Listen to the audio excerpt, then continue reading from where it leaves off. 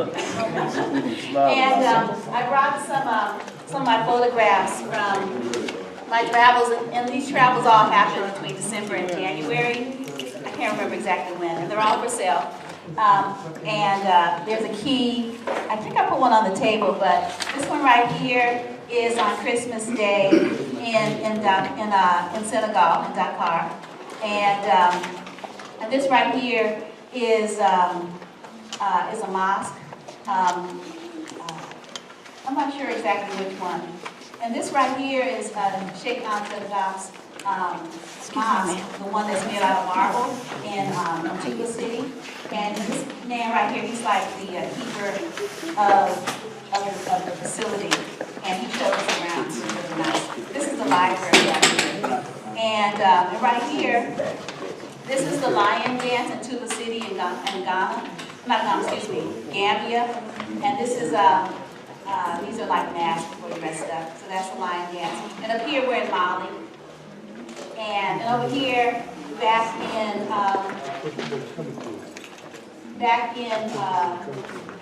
oh, this is Mali. Yeah, this is Mali. Mali has these great bowls. I'm here representing the African American Quilt Guild of Oakland. We meet in this very room on the 4th Saturday of every month. So if you want to learn how to make a quilt square, next month we do our community outreach, and everyone will get the opportunity to actually stitch up a 9 patch. And if you really want to know what that's about, please come back next Saturday, the 4th Saturday of February, and that's when we'll be actually showing everyone how to make a quilt. What I brought is some quilts from the Guild. It's not really a representation of everything that everybody does, but it gives you an idea. Again, quilting goes back lots and lots and lots of years. Manipulating textiles, we all know about the G's bends and how prolific they are during that time frame, and how that kind of shaped people's beliefs about what African American quilting is. But as always, we defy every label. And so if you want to take a look, you can actually come and look. You can touch them. And it's really actually okay. So most of the stuff that you see here, the term is applique, there's embroidery, and the last one on the end is actually my son and my grandson. So, and that was my first grandbaby, so I was very excited by that. So again, you can actually come, look at them. If you have any questions, you can come and ask me the questions.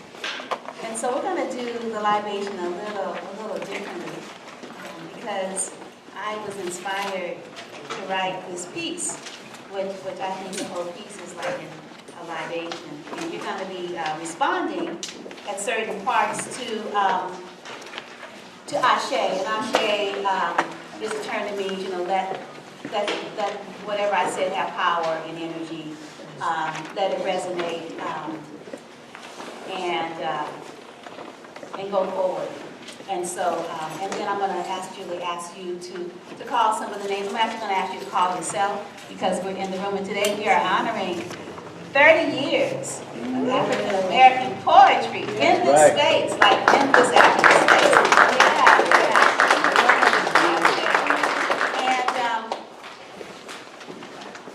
And some of those people, some of those poets that were here 30 years ago are no longer here physically with us, and we want to definitely honor them. And Avachi wrote something really wonderful for a few of those wonderful people. And I call some names as well in this piece. I'm going to share this poem, and it's called "It's Nothing Short of Amazing, This Grace." This poem is water. It is palm wine to the ancestors, ones with heads up, lips parted, utterance stuck in throat. It is fresh water with peppermint. It is nomo, words into flesh, blackness, melanin, a magic hue, sun-kissed by time. This poem is a libation to 30 years and 31st Saturdays in West Oakland, 18th at Adeline. Sometimes we sang happy birthday to Langston Hughes, February 1st, happy birthday Langston Hughes. Bob Marley, February 6th, happy birthday Bob Marley. Jamal Ali, February 6th, happy birthday Jamal. Mr. Nathaniel Kilgore, the rhetorician, Berkeley grad, now that man knew words. Lived at Oak Center 1 Apartments, where I raised my children up the street. Rode his bike when black men were not riding bikes. wearing black tights, cycling shoes, gloves, and a helmet. In bright orange, he was cool and visible. He taught me to own the street before bike lanes, before biking while black became an anomaly. Ashe to Mr. Kilgore.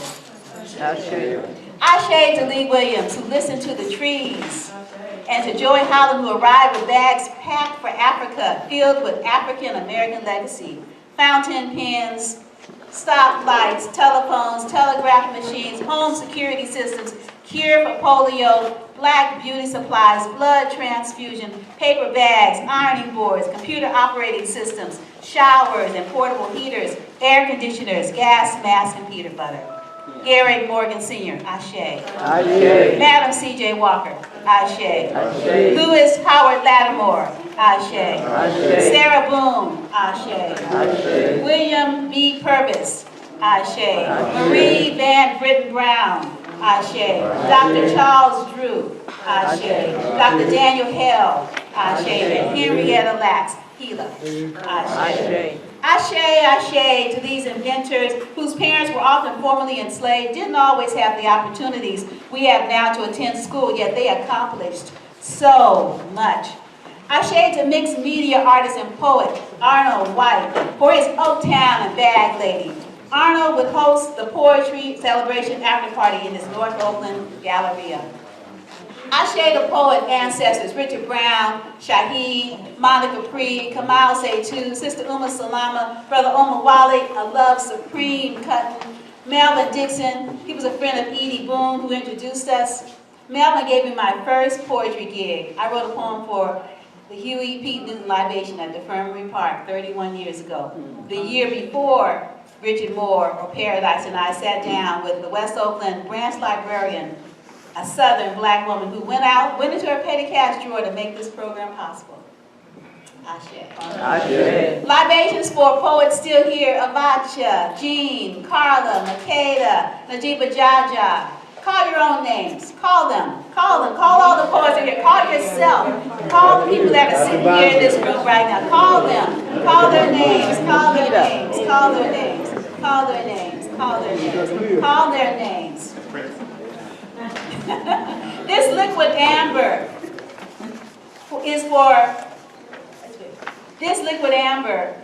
is for the safe arrival of precious cargo. So many ancestors. Ashe for Miss Delilah Beasley, maverick Oakland Tribune journalist and civil rights activists who recorded California's African trailblazers in their fight against the slave trade. Imagine slavery in a state named after a black queen, Califia. Ashe. This water is for the oceans traveled and those who jumped or were tossed over. We remember you and honor your presence today. Ashe. Ashe. What's left of the stew is the roux and what we used to start over again. It contains the secret sauce passed through blood and bone, across lineages tied in knots, and then hidden away for times like this. To those within the sound of my voice, reach into those forgotten, sacred spaces and places and say, Ashe. Ashe. This pot liquor is for days like this. It is the bomb, not in Jerusalem or even Elmina. It is in California. California conjuring by way of Louisiana, Mississippi, Arkansas, Texas. Migratory patterns like birds searching for a place to nest in our ancestors when our ancestors came west. The South smooths wrinkled minds and calms what trembles. It also contains medicine for what is scattered or diseased, chafed or scarred. It lives in our African souls and is self-rejuvenating. Touch it and say, Ashe. Ashe. I ain't seen anybody move. Touch it, like seriously. It should have like a space in your body. Touch it. Touch it, wherever that is. Touch it and say, Ashe. Ashe.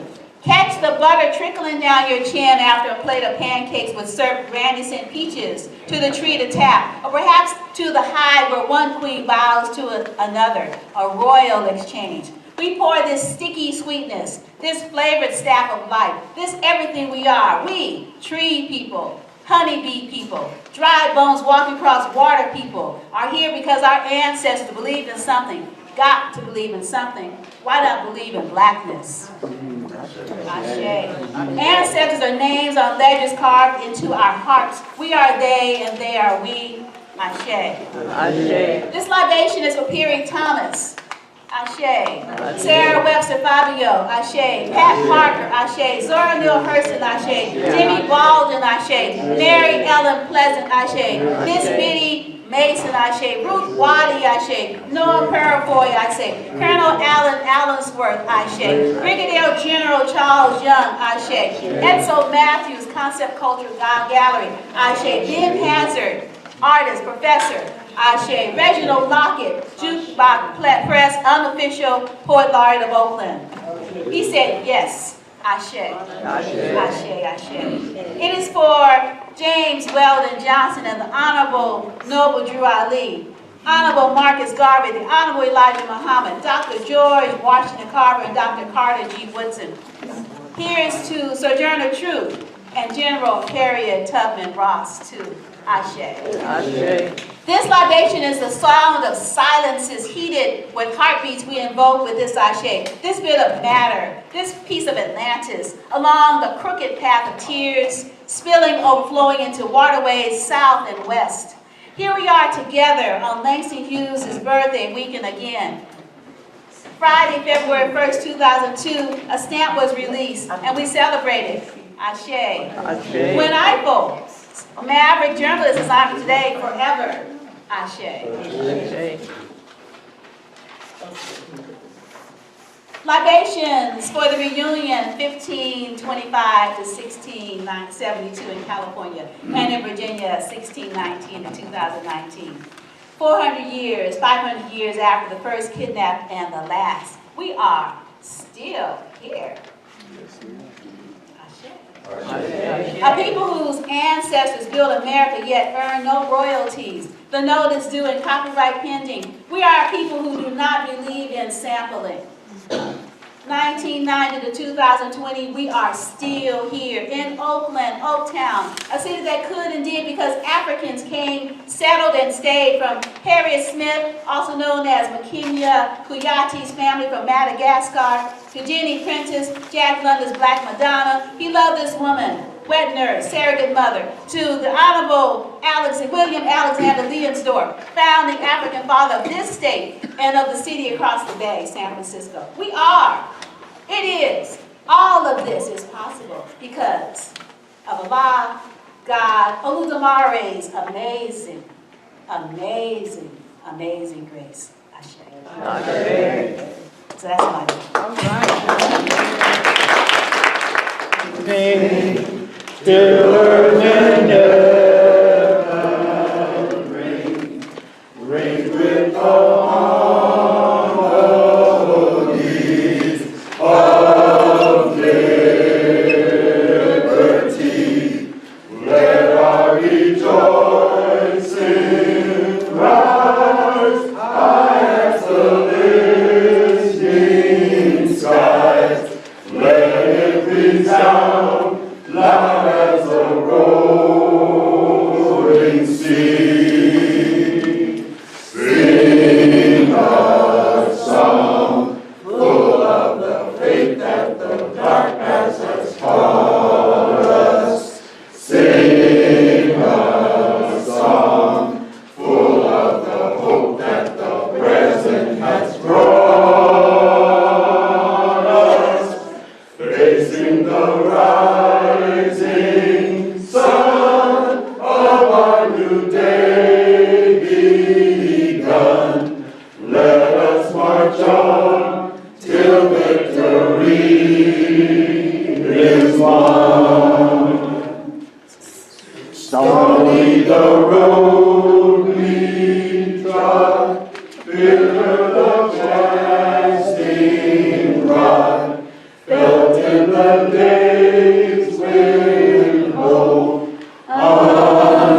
unborn had died, yet with a steady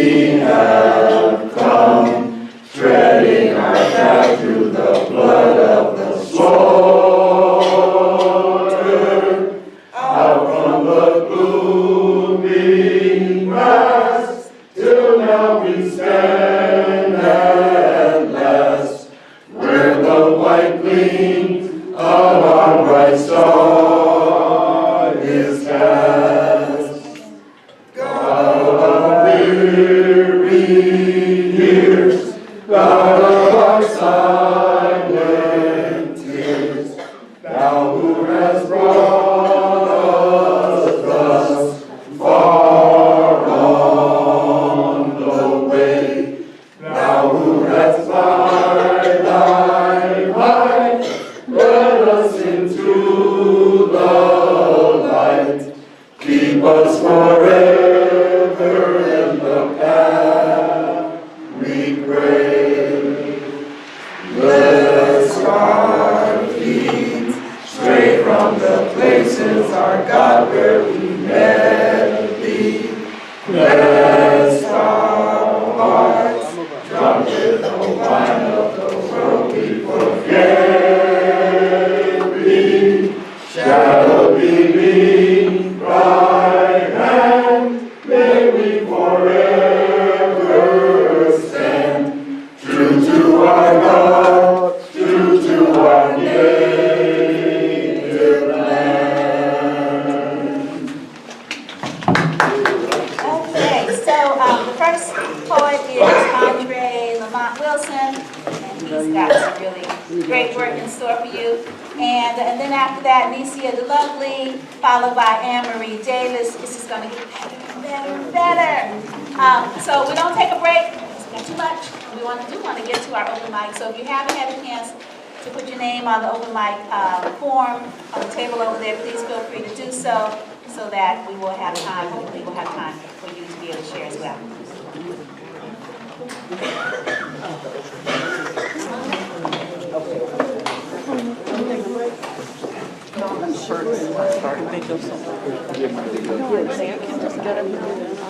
Thank you very much, Wanda. It's a great honor to be here. I first performed at the celebration back in 2013, sharing the poems of my ancestors, both of my parents who were poets. And I began in the years to follow to share my own work, poems, stories, and songs. So the poem I'm going to share with you today is inspired by the first line of the poem, Dedication for a Plot of Ground, by the poet William Carlos Williams, who wrote about his grandmother's immigrant experience in the West Indies. I wrote about my mother's migrant experience in West Oakland. This plot of ground at the corner of 7th and Rush Streets in West Oakland welcomed Jesse Lee Dawson, whose family of Texas sharecroppers migrated to work in Oakland's shipyards during World War II. This plot of ground provided the first home for that little black girl outside of the Jim Crow South. A one-bedroom apartment where her family also slept in the kitchen and the hall, and Jessie Lee and her sister slept in the closet.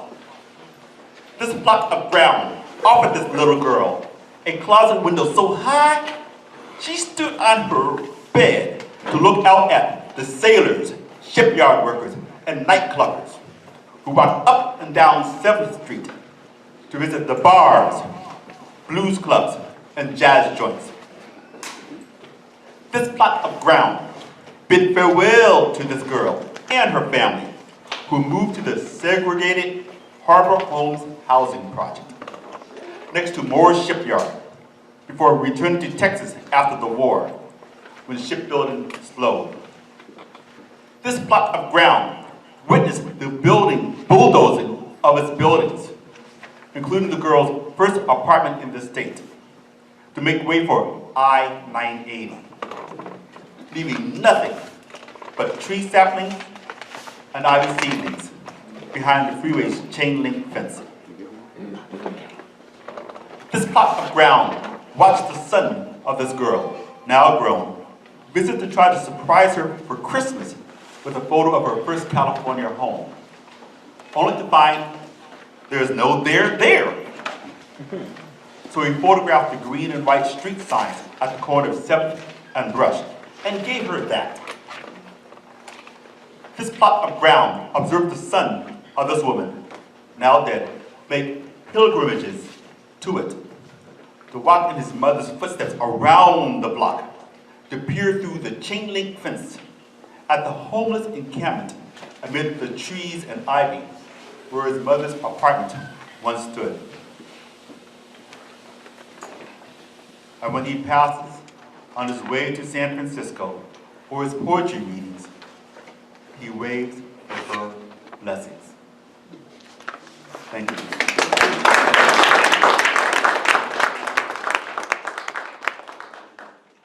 Last month, my poem, This Plot, was selected as a finalist in the Alexandria Quarterly First Line Poetry Contest and will be published this year. Thank you.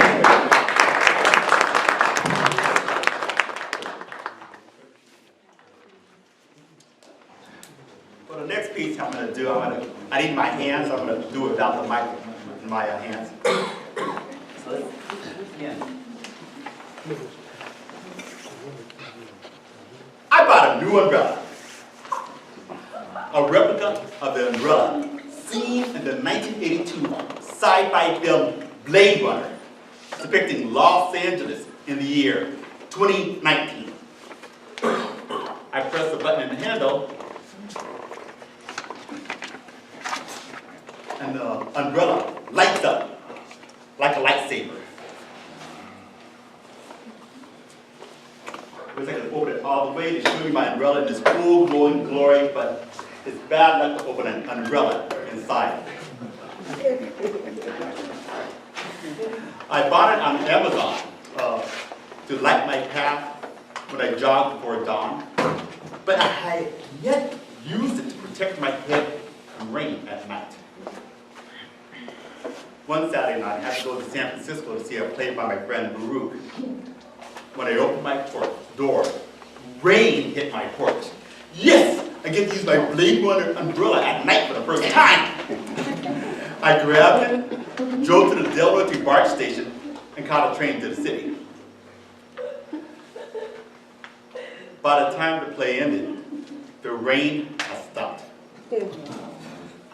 I turned on the flashlight in the handle of my Blade Runner umbrella. It lit my path as I walked the wet streets of the Mission District to the 16th Street BART station. I boarded an eastbound train.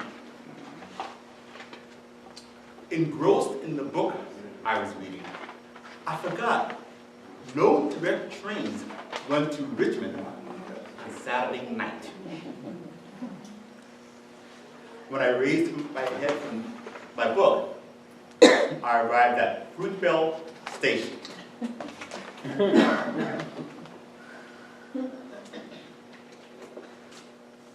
Waiting on the elevated platform for my transfer train, I felt a chill. Wasn't Fruitvale the station where BART police shot and killed an unarmed black man, Oscar Grandson, years ago? Yeah. Where did you throw him on the platform and shoot him in the back? Am I standing in the exact spot? I gotta get out of here. This station is haunted. I boarded a San Francisco train. Two white BART police officers boarded the car after me. One stood at the door across from where I sat. The other stood at the door at the end of the car. I thought nothing of them at the time. Perhaps they were looking for someone. But I found it odd they did not patrol from car to car. They just stood there. I continued reading. I got off at Lake Merritt and waited there where I felt safer for the Richmond train. It arrived 10 minutes later. I boarded. And the same two BART police officers boarded my car again. They were following me. I made a connection between BART police and the chill I felt at Fruitvale. My umbrella. It does not collapse into a compact. It comes with a long bag. You slip over it.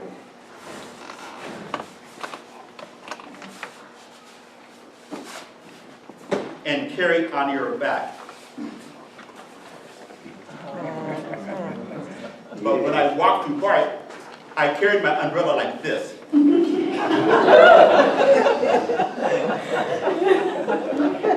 Ouch. I realized BART police thought I was a potential mass shooter.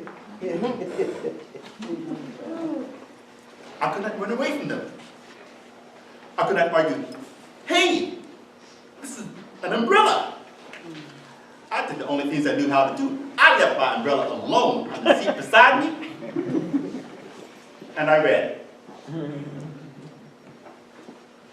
At the next station, a third BART police officer entered the car and joined the other at the end of the car.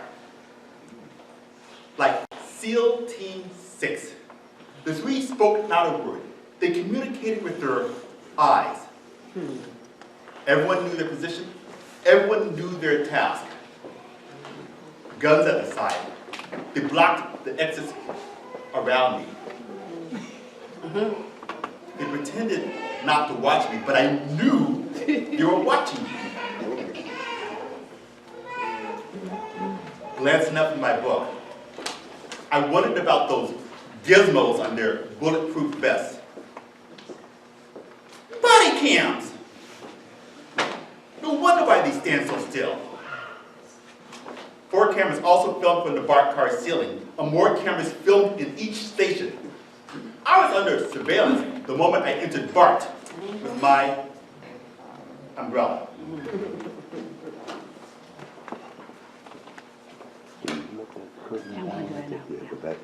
I then did something I probably should not have done. Well, I didn't think anything of it at the time because I did this all the time when I read on BART. In front of police, I reached for my belt and pulled out my Swiss Army knife. I opened a 3-inch pair of scissors, cut a strip from a large Post-it note, scribbled a notation and page number, and affixed it to the page I read. Bookmark. The officer across from me watched with interest, but did not draw his gun. Finally, he nodded to the officers at the end of the car and vanished into the crowds at Berkeley. The 2 remaining officers stood with bored looks on their faces, as if they had imagined their surveillance of me would end with gunfire and an arrest. By the time I arrived at Norte, no BART police officers surrounded me. In the days and weeks to come, I watched over and over again the passenger cell phone videos of the BART police shooting of Oscar Grant in 2009. I imagined how my death would appear if camera phones and body cams had filmed me from different angles, if BART police had shot me in 2019. I imagine myself becoming the second ghost to haunt Rudell Station. Thank you very much.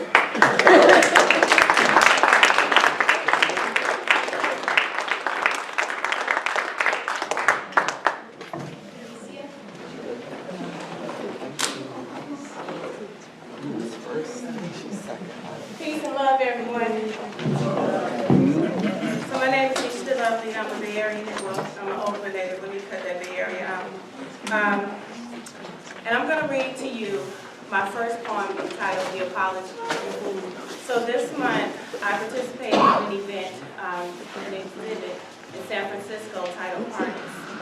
I'm not going to go along with that because I really want to read this poem to you. But long after the abolishment of slave ships into this land began to slave free.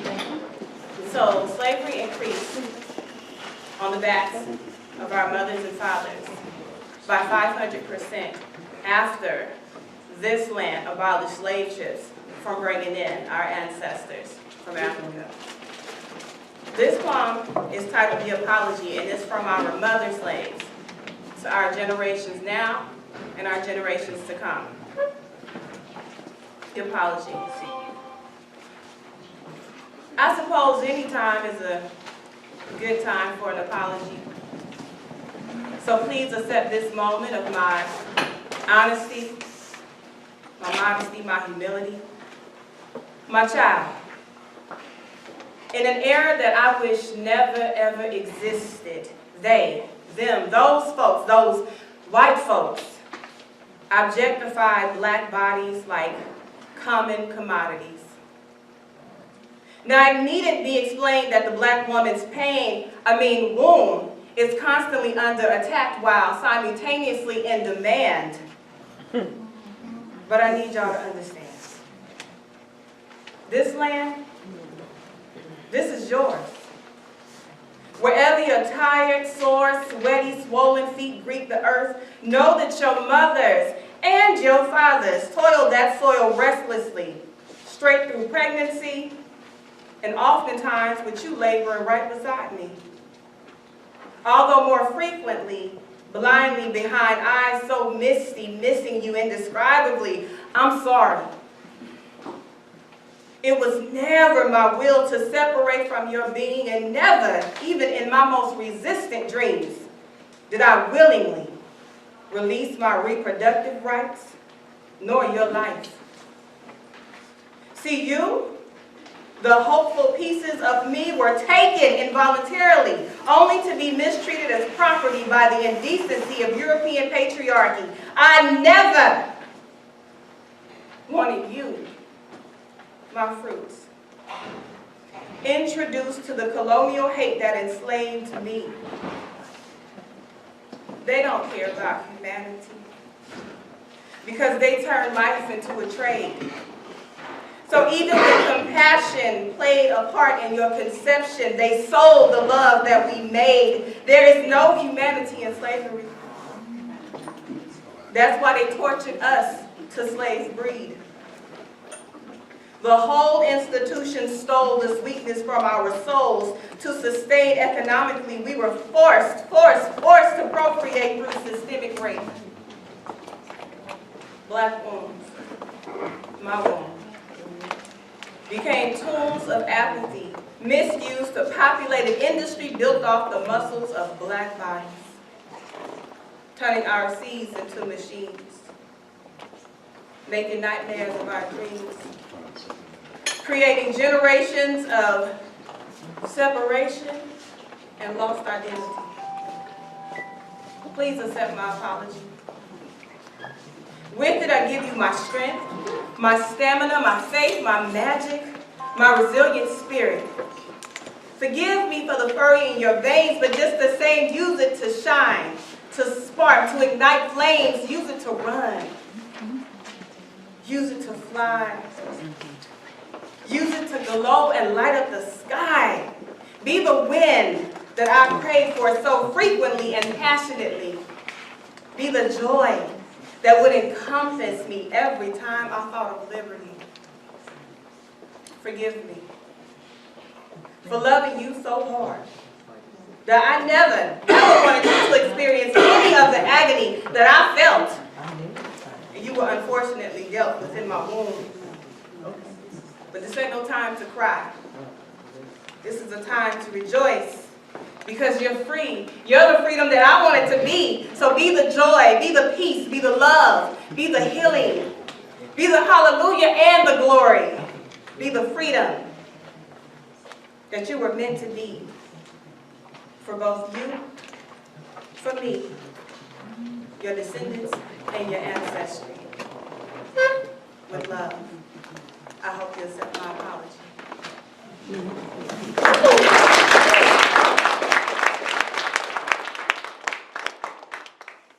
So in the program, it says I'm going to sing Hold On, A Change is Coming. This is my 2020, I wrote it last year, 2019 version of Hold On, Keep Your Hands on the Plow. So it's not the Sounds of Blackness, this is the Civil Rights version. So feel free to clap. I feel joy when I say that. Actually, let me use that.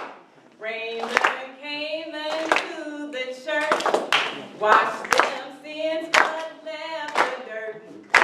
Keep your eyes on the prize, hold on. Day is cold, last night is dark, children sleeping in the park. Keep your eyes on the prize, hold on. Hold on, hold on. Keep your eyes on the prize, hold on.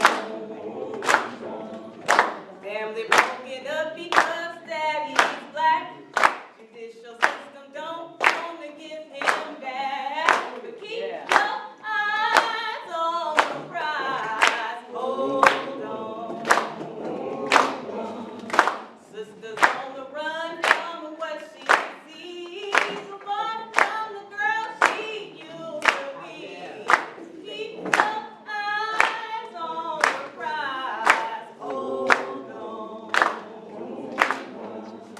Hold on. Hold on. Keep your eyes on the prize, hold on.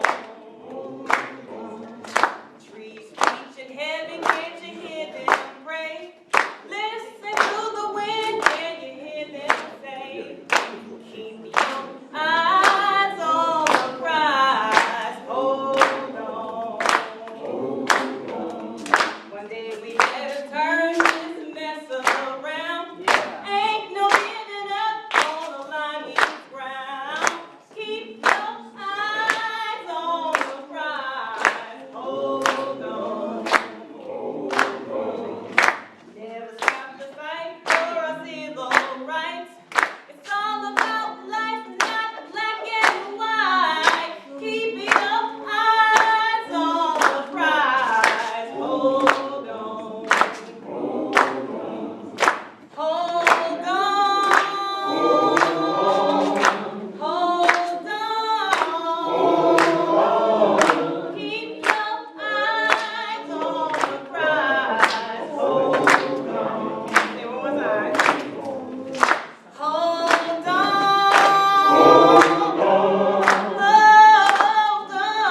Hold on. Keep your eyes on the prize, hold on. One more time. Keep your eyes on the prize, hold on.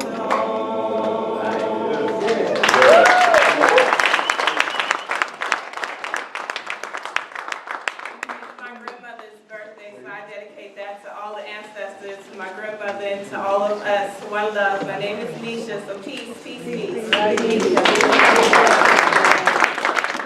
Hi, my name is Anne Marie, and the first poem that I'm going to read is called Ourselves Walking.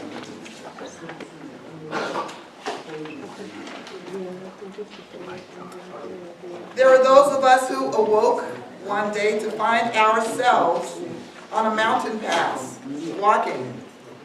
There were those of us whose breath caught in our chests as the ground crumbled from footprints we made. And there were those of us who heard roaring of boulders and twigs and leaves in the valleys and gorges below us, falling from places where we had tread.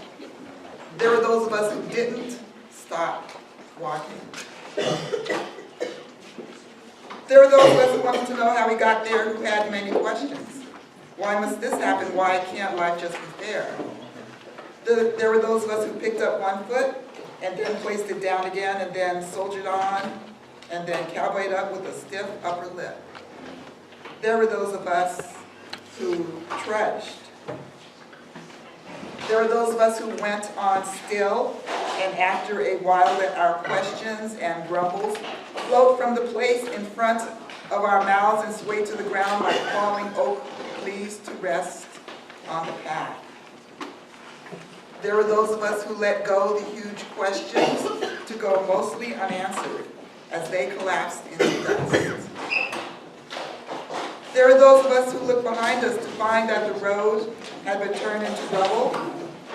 There were those of us who kept walking through, though cussing and mumbling, but nonetheless walking without missing a beat. There are those of us who look to the left of us for the mountaintop to see only its brambleberries hanging from its ridges, holding its secrets away from our sight.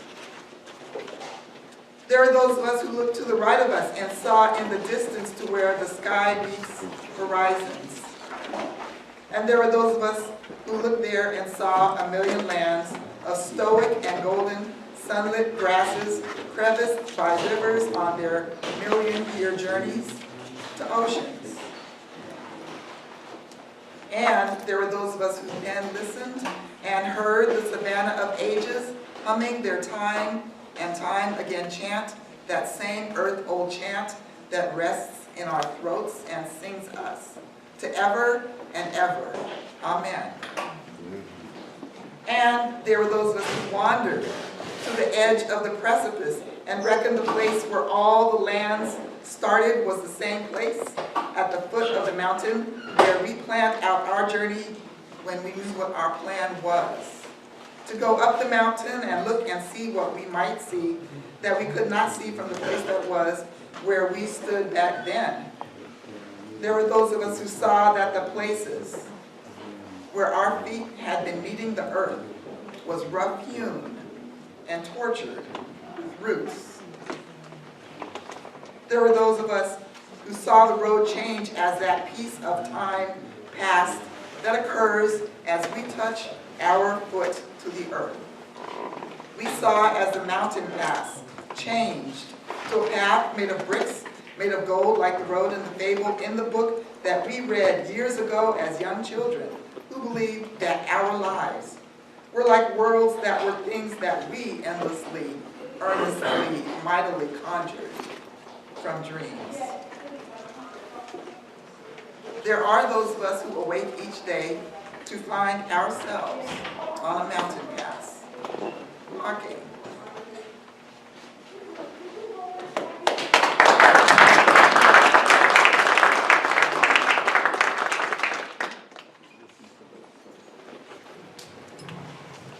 The next poem that I am going to read is called We Digress.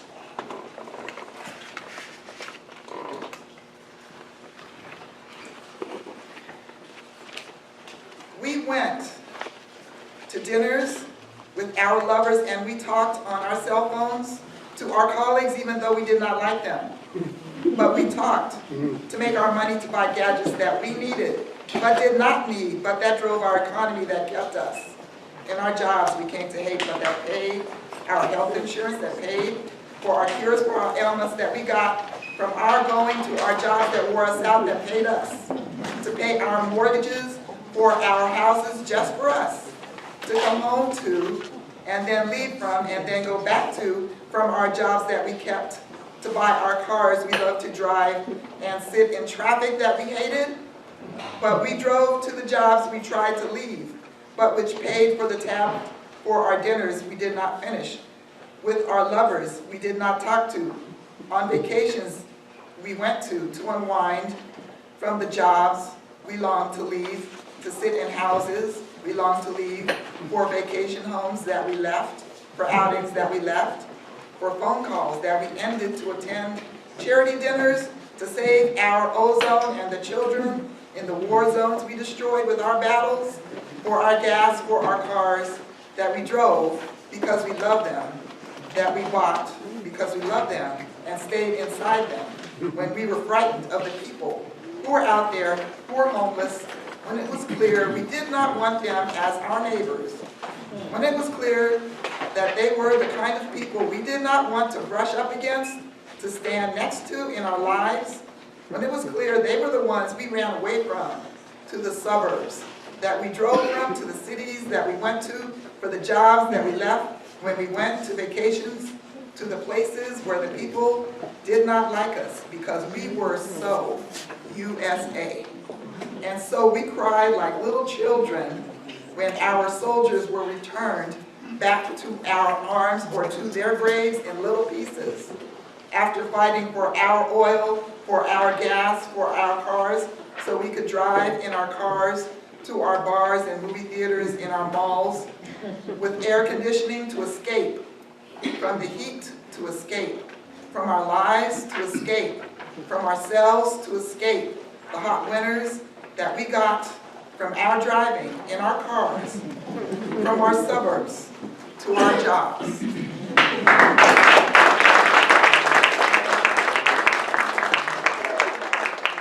I have a collection with these two poems. I can't sell it, so it's for a donation of $15, and it's on the back table. And it's called "We Have Always Been the Universe." Thank you. Thank you so much. So now we have Avacha, and Avacha is going to share quite a few pieces. One is a memory, I mentioned earlier today, of some of the poets that have come through here. Avacha goes back to the beginning of the celebration. And then Avacha is going to be followed by Damula Sudi Ali. And we have Raymond Nat Turner visiting us from New York. And we are so happy to see Raymond. He's coming here with his young people and play live jazz music. They be on the stage right there. And those musicians are now fathers and mothers. And wow, they're grown and they're famous, some of them. Anyway, so great to see you, Raymond. Looking forward to having you share something with us. You know, when Wanda asked me to do this tribute to some of the people who preceded us at this celebration, I had to think for a second, because I think a lot of us forget that it wasn't too long ago that we weren't even allowed to read and write.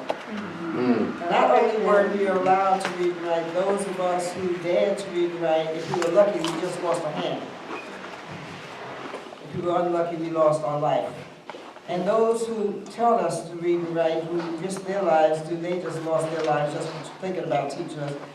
You know, and I think when I hear people talk about, I don't need to read nothing. You know, why do you read so much? You'll lose your mind. It makes me kind of sad. So anyway, even before this thing happened, before this celebration happened, there's some people that we should be giving credit to, because this would not be happening without them. Sarah Webster Fabio is one of those people. She died before the celebration came into being, but those of us old folks know about her. She was a hellraiser. She was no quiet. She looked like the kind of black person that was very acceptable to white society. She was light-skinned, she was fine, and she looked like somebody that they might be able to roll over, but she was no joke. She was serious, and very loudly would say, "I'm black!" You know, and she turned things around. Not only turned things around by being very proud of who she was, but pulling poets together and supporting other people who were writing and making it okay, especially for women poets, not to be afraid to be, we got kind of tough at times. We've had to be. But anyway, so I'm going to read this thing that I wrote for some other people, two of whom I don't believe ever were here, but they started things like, the thing will say it for itself. Remembering the unsung genius of Jory Holland and other bricks in the foundation of the celebration of African American poets and their poetry, I think it's important to remember that we're part of a continuum. It didn't all start with us. It's not a me-ism, it ain't a you-ism, it's a we-ism. It's here again, this yearly ritual, the 30th annual celebration of African American poets and their poetry.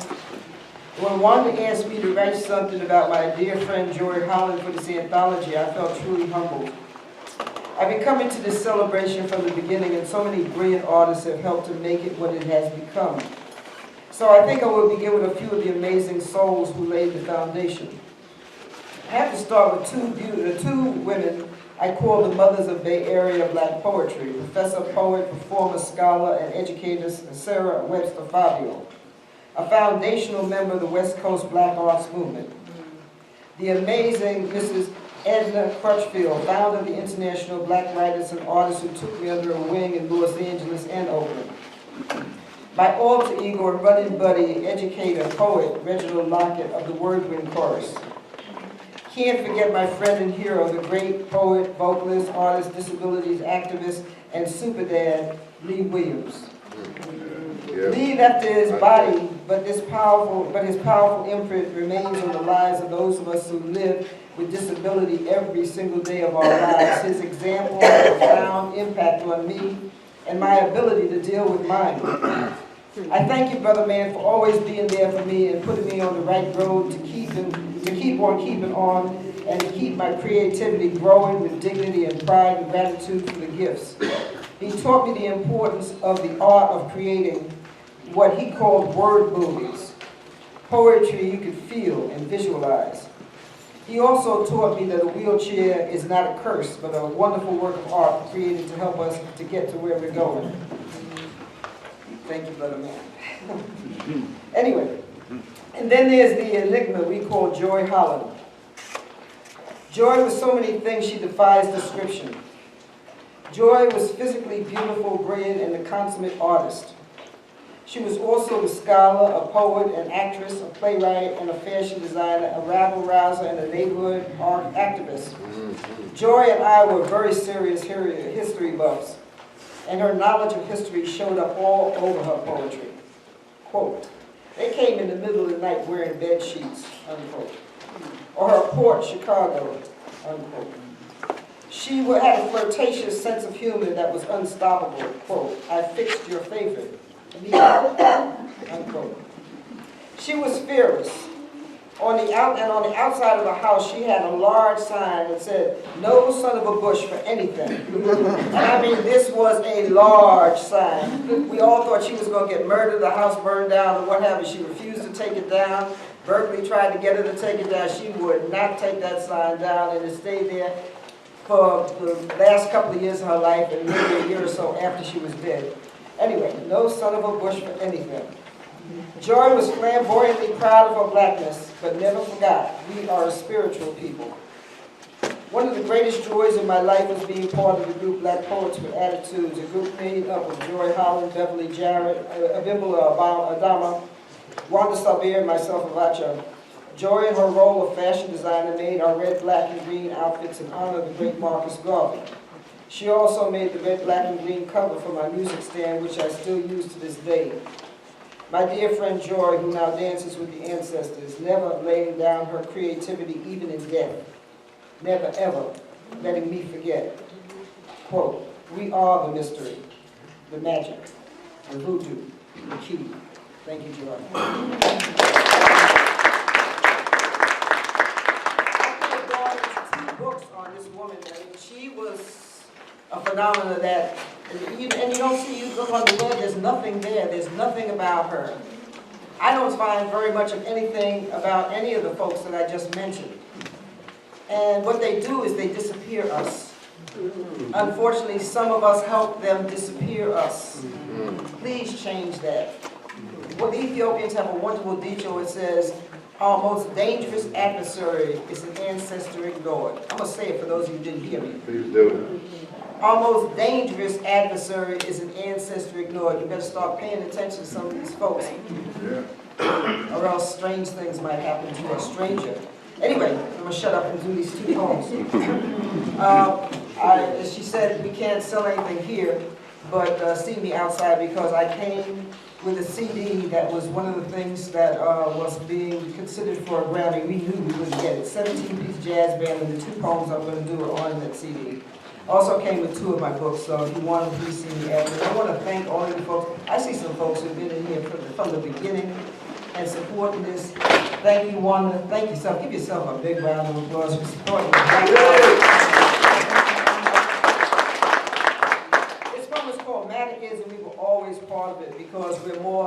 just matter, and we're more than these bodies. And the same stuff those stars in the heavens are made of, so are we. And for those who think that we discovered, I hope you get something from this one. We were there long before it all began, there before the cataclysmic blast. We watched as part of the electrifying charge that set this life as we know it in motion. We were there, and the spinning of our spirits involuntarily assisted in the birth of the first stars. We helped with the placement of the constellations and orchestrated the arrangement of Saturn, Uranus, the geometrical precision of Orion's belt, and the radiant consistency of Jupiter, Pluto, and Mars. We were there, awestruck, riding inside the inner heart of the soul of dreams through the heavenly medicine of the Milky Way, listening, witnessing the beginning of it all, brazen cosmic peak freaks in the center of the miraculous. We were the free and freedom. Before the division of the sexes, before love was kidnapped and romance commodified, we danced before roles were written in stone and my spirit danced around yours. I was unrestrainable and we were too big to be contained. We were the real deal. The real definition of the meaning of what love is supposed to be about. You and me, two sides in the same vibration, compatible opposites in a harmonious composite, a true unification of the one. We were here and there, we were everywhere, all at the same time, little microscopic infinitesimal points of light, pure life invisibly vibrating in this universe while it was still devoid of the perversions of war and guilt. And murder and rape were inconceivable sins, but hardly original, and before living in shame of every kind of nakedness became an unholy duty, and greed became the only acceptable truth propagated by greedy fools who had the nerve to declare theirs the only rule, the unbreakable rule for everyone else but themselves to live by. We were there.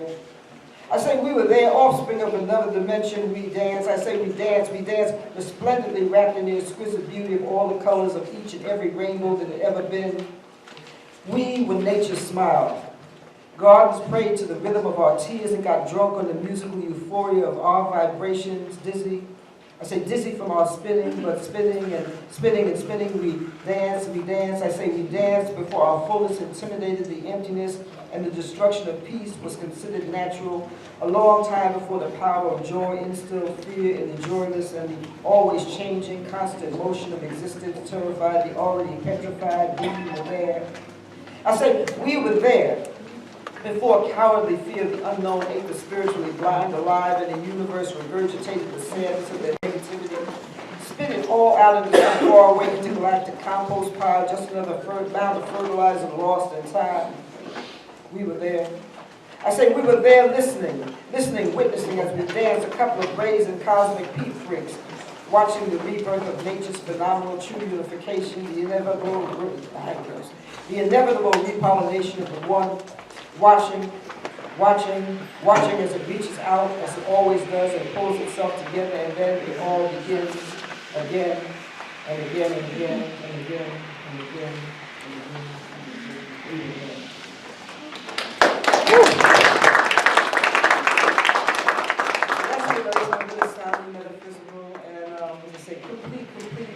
Don't just come out for celebrations like this. We have poetry readings all over the Bay Area. We have all kinds of music. There's some really awesome stars in this area. There's never a night or a day that goes by when there's not some superstar in the Bay Area performing somewhere. Please support us all. Not just for us, not just so we can pay our rent. It's food for your soul. Vitamin D flat is a healer. This poem is called Soundly Metaphysical. I wrote this because it stereotypes about us artists. We're all supposed to be a bunch of lazy dope fiends and drunks, and unfortunately a lot of us believe that, so I became both when I was a kid. But I've been clean and sober now 49 years, because I refuse to die, another statistic. But we were working at a gig down in the marina in San Francisco, and after one of our tunes, this kid comes up to us, his pants hanging all down to his knees, and what have you, talking out the side of his neck.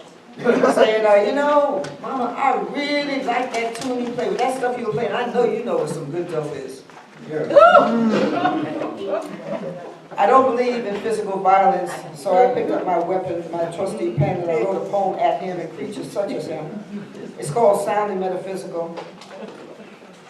My music is an orgasmic synonym for all that is real and organic vibrational healing, a sanctified tone poem. I deal in sounds.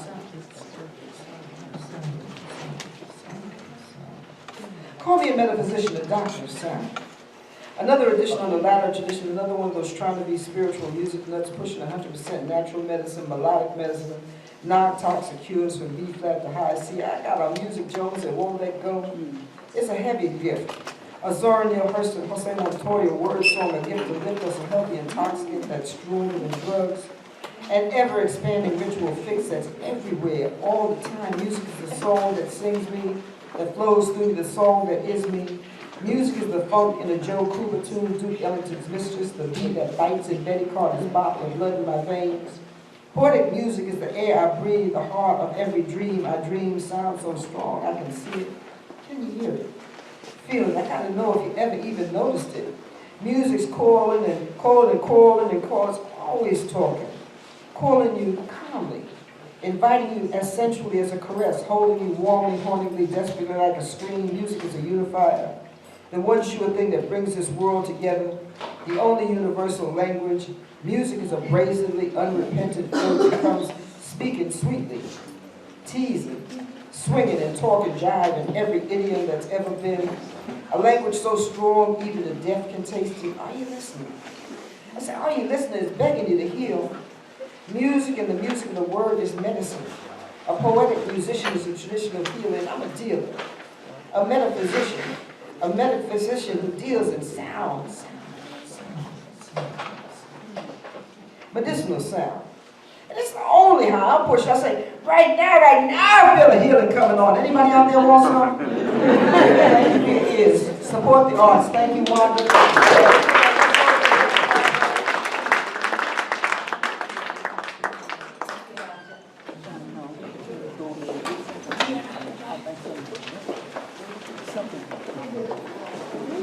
Christine, she's in the house.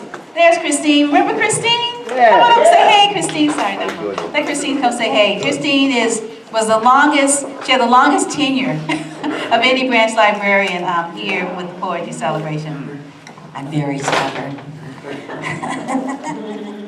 But it was a great pleasure always to welcome the poets here. And it was an honor to be part of the program.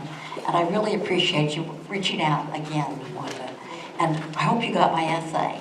I had to be very stubborn to get it in the, because I'm dealing with contractors. I'm living at a construction site right now. But anyway, yeah, for 17 years I was here as a branch. It was the longest tenure I had at any position, but it was just a great feast of knowledge for me and contact. And I'm very glad you're continuing this on, and you're amazing, Wanda. You're just amazing.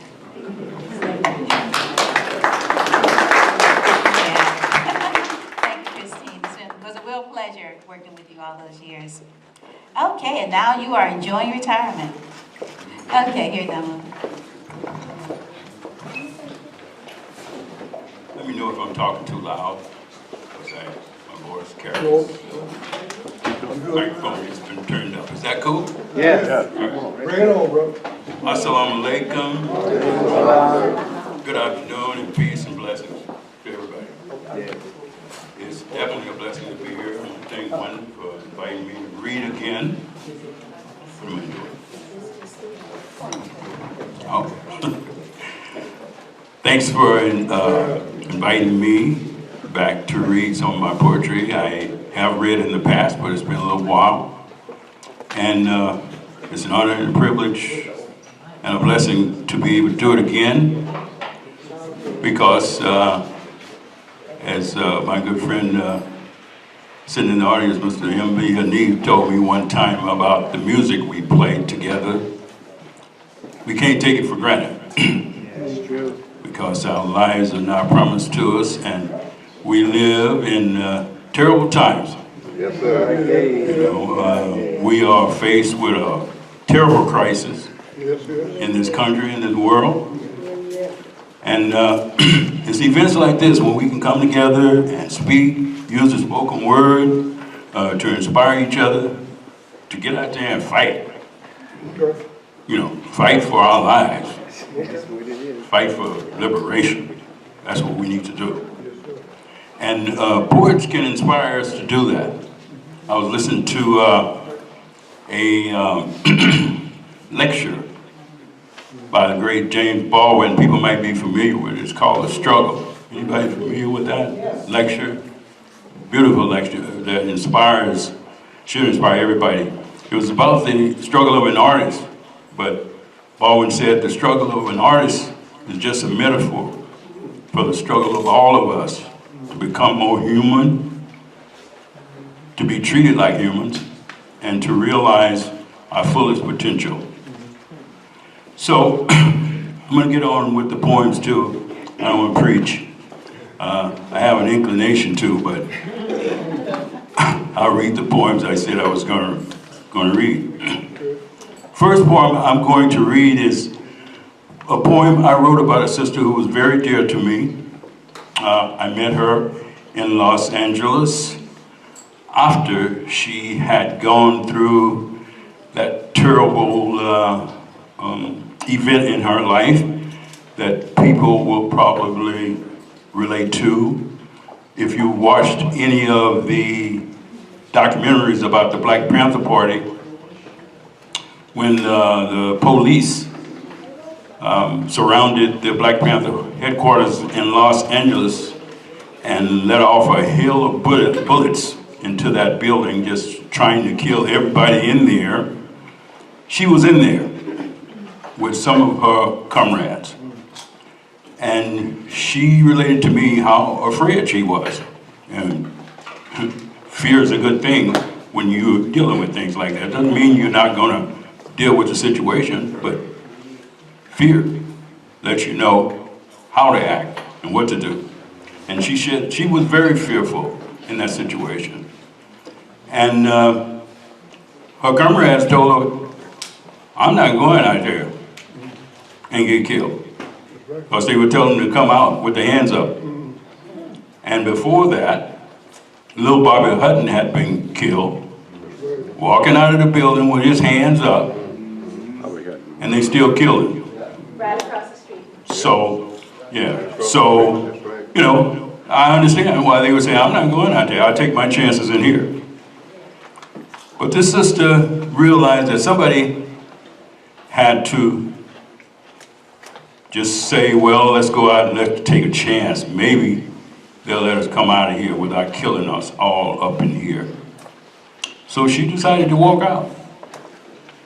And there's a documentary that shows her walking out, if you've seen the documentary. She was known affectionately as Peaches. That's what I called her.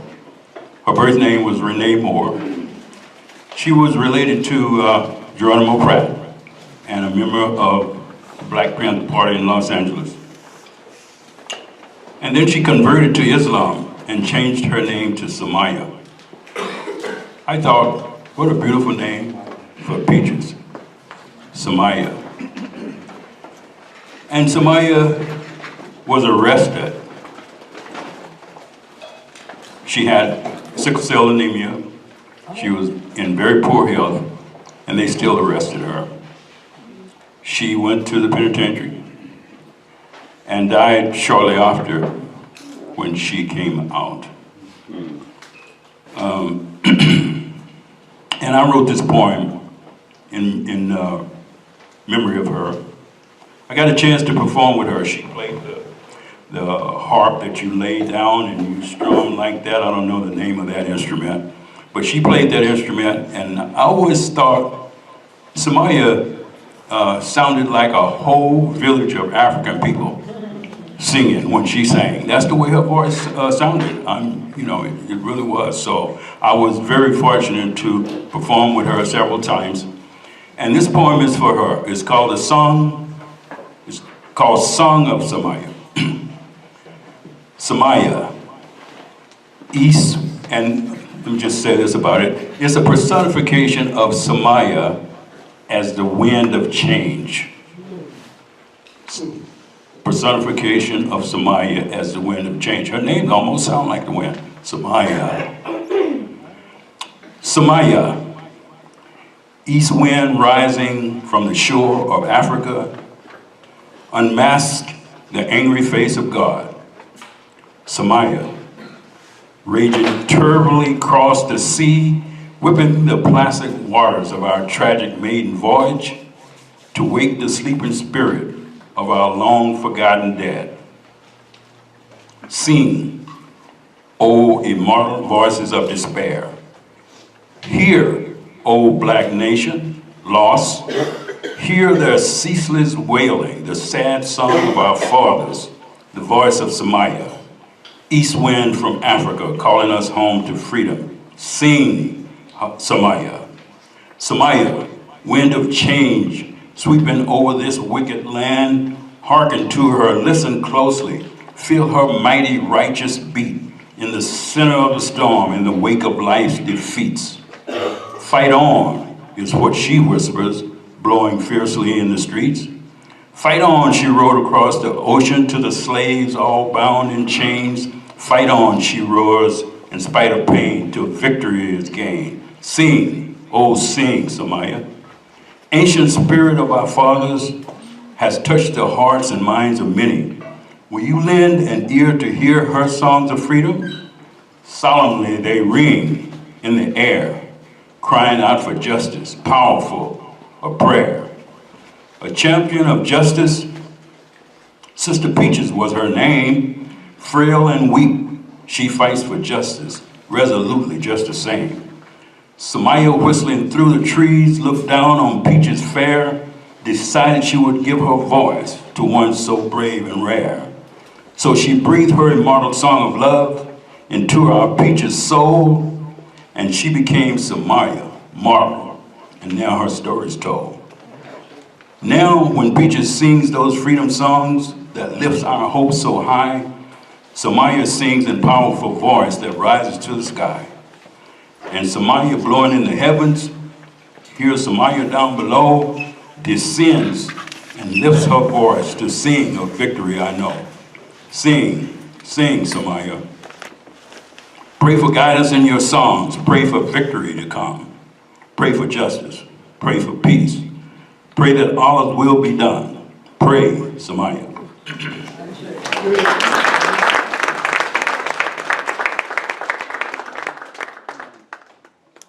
The next song, next poem I wrote, is a poem I wrote for my mother.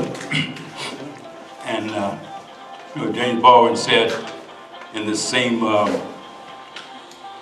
lecture that I mentioned before, he said, most artists end up in some kind of exile, sometime in their life. So I wrote this poem for my mother when I was in exile. And here's some of the things that it says.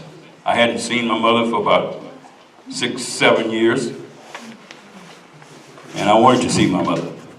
So this poem is written for my mother because the mothers are the ones that bring us along, and the people that we can go to when we can't go to nobody else. My mother's name was Naomi, and in Hebrew that means my pleasantness. So the name of the poem is Naomi, my pleasantness. I've been pondering, dear mother, over just what I'd say to express my love in some special way.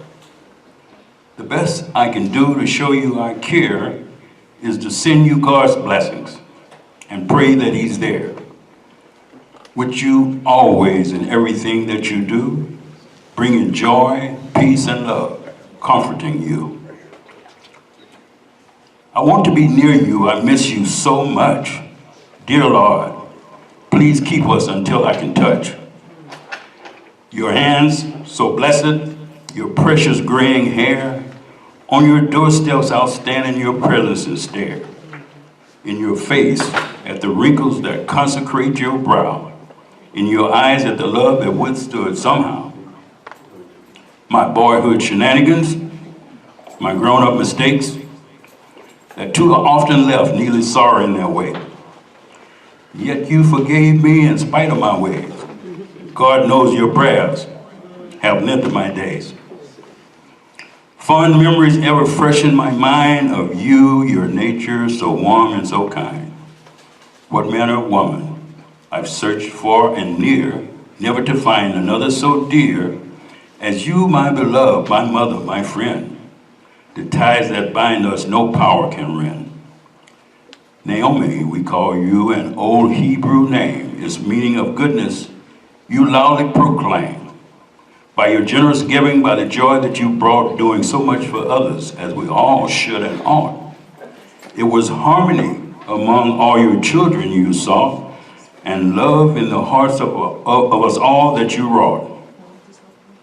No task was too hard, no challenge so great that caused you to wonder or even hesitate.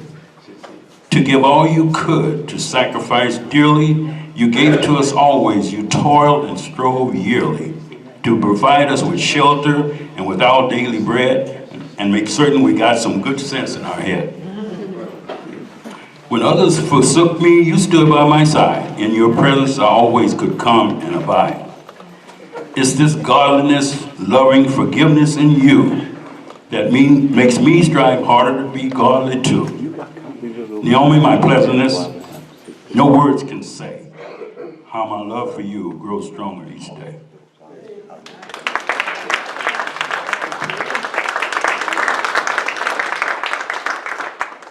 You know, I got a lot of angry poetry too. Tell the truth. I got a poem called The White Maniac. And it refers directly to people like our present president.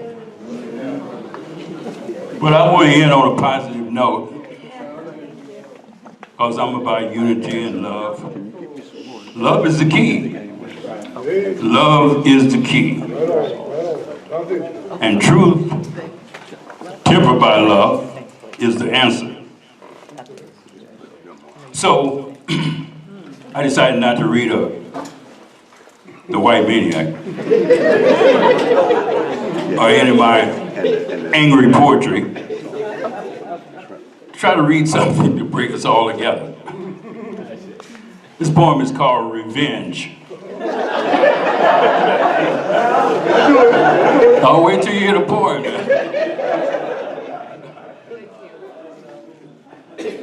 Revenge. Oh, sweet revenge, beget from bitter pain. Strike out for justice, inflict pain again. What victory is won? What evil wrought? Exchanging blow for blow, it's all for naught. Beware, lest your innocence be gone, and leave you with revenge now to atone. Triumph over offenders, gain with spite, yet leaves your heart to sadly ponder right. And so you win, but then exact too much. Pray, who of us has Allah's righteous touch? Vengeance is mine, our Lord loudly proclaims, and wise men hear, but the fool or martyr blames. Compound the human debt, heap flame on fire. Damn the wretched knave that raised your ire. Death to the one who dares insult your honor. Have your revenge. Replenish evil's garner. But when the truth is out and all is known, all have transgressed and have some evil sown. It's all in vain. Revenge is human fate that only love at last shall conquer hate. Well, our special guest, are you ready? Come on up, Raymond and John.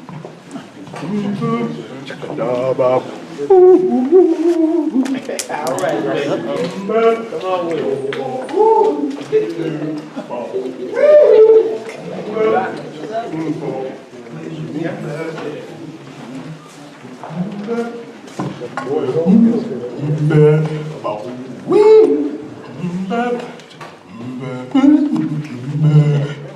Medicine man.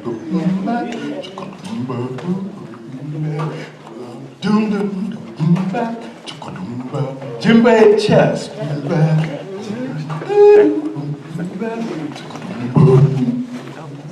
Orchestra. In his vest.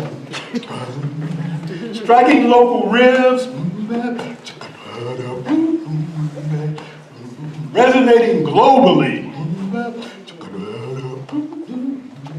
Body painting rhythm, rhythm, rhythm, rhythm. Gathering tribes. Opening hearts. Medicine man. Tribe of Akin. Cali African. Speaking sinew, muscle, mother tongue. Ancestral spirit. Can you hear? Can you hear? Can you hear? Bird with supple wings spread wide. Flapping against the tide. Soaring. Spinning circles of song, ever wider, wider, wider, wider, wider. Medicine man. Song shaman. Dispensing tinctures in tonic of mirth. Pulling roots from deep in the earth. Using harmonious melodic infusions. Healing terminal spiritual contusion. Practicing playful pirouettes across lines of language, currency, and gods.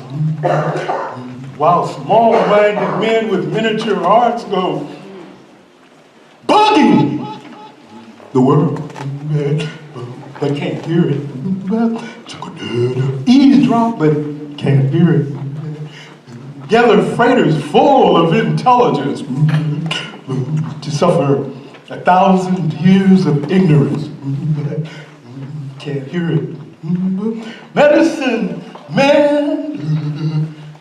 The sun never, ever, ever, ever, ever, ever, ever, ever, ever, ever, ever, ever, ever sets on the Circle Singers empire.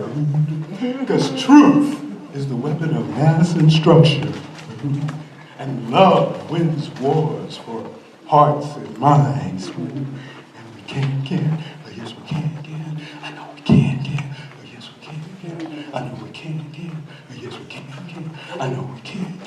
I know we can, but yes we can. I know we can. Order world new, order world new, order world new, order world new, new world order.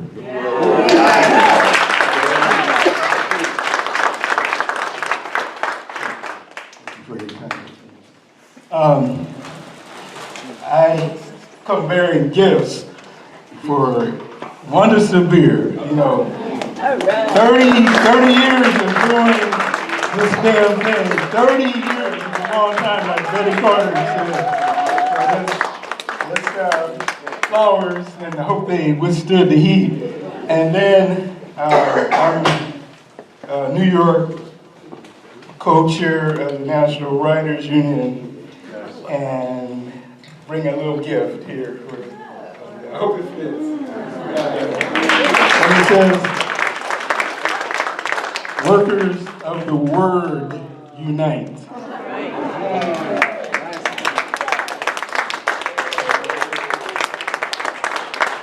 Wanda, before you sit down, there are others that would like to acknowledge your 30 years, your community, and your hard work. So therefore, we also bring gifts from the community that's sitting here in the room, and we appreciate you.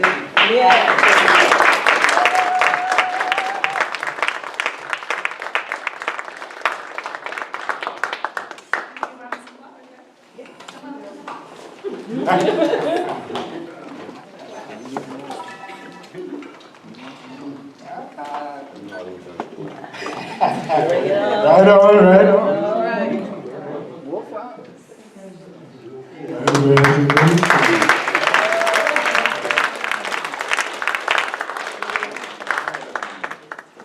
It's so important to do that because, she can smell those flowers today, right?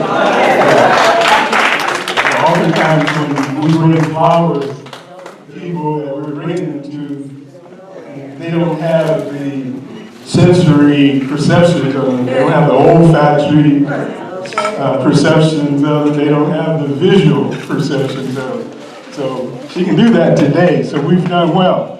Always important to acknowledge and honor our people who are out there working because that encourages them to stay the course.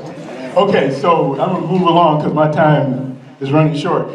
How many of you are going to vote this time around? Woo, we got a hell of a turnout. Yeah, voting can be important. It's not always super important. It's not the end-all, be-all. It's one tool in our toolbox. You know, there was a binary that was put forth that I think has done us a disservice. You know, the ballot or the bullet. It's not either or. It can be both and there are other forms of organization, just like in Monroe, North Carolina, Robert Williams organized the NAACP to take up arms against the Ku Klux Klan and defend the community. Very, very important, like the Black Panthers here at that particular point. But the gun is only one tool, as is the vote. So let's not get confused and overemphasize one or the other. There is organization, there are pickets, there's boycotts, as such as the Montgomery bus boycott, which lasted 381 days. So a lot of tools in our toolbox. So access all of them, but in this particular occasion, the vote is important because we have to do a little change of landscape, change of scenery. You know, we had organic leaders like Bunchy Carter. Oh, I can just throw it in. Yeah, that's all right, don't worry about it. Thank you, though. My dear sister Vacha, give her a round of applause for her long dedication and work on the radio and in the community, always doing poetry and advocating for poetry. It's very important to utilize all of our tools. And there was a time when we had organic leaders, such as Bunchy Carter, such as Fred Hampton, such as Medgar Evers, such as Martin Luther King Jr., such as Malcolm X. And the ruling class has a formula. If you get nothing else from me today, their formula is buy some, fool some, jail some, shoot some. Buy some, fool some, jail some, shoot some. Yeah, that's what they do. And so that's what happened. They voted our real leaders out of office with hot lead. That's what they did. That's what happened to the people who were really our leaders. And then what we were left with is what I call the black bourgeoisie, the misleaders, whatever you want to call them.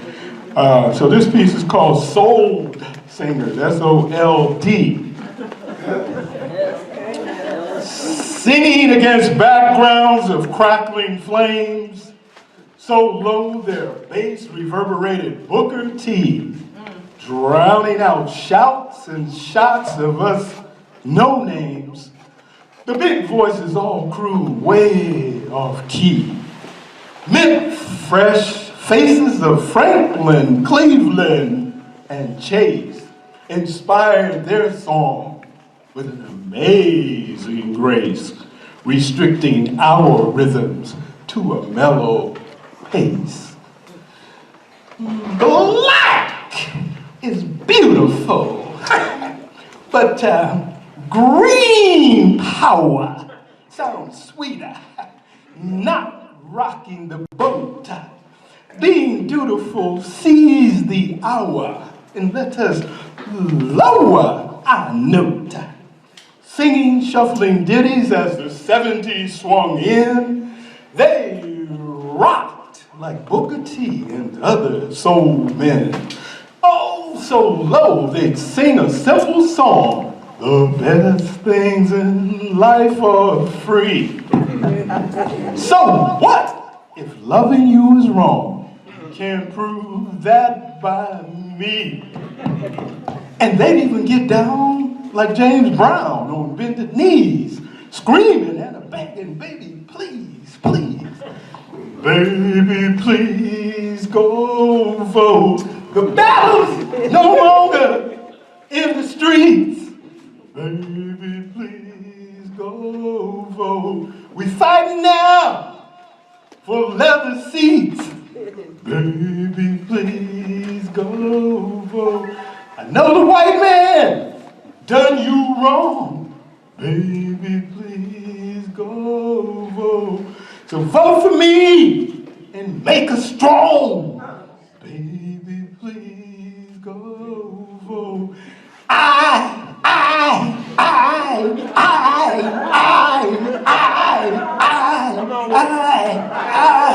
I want to be the next congressman.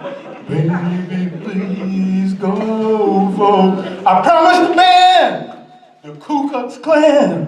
Baby, please go vote. And look into all racist attacks. Baby, please go vote. From the hills, across the tracks. Baby, please go vote. So don't protest or demonstrate. Baby, please go vote. Elect me, I'll negotiate. Baby, please go vote.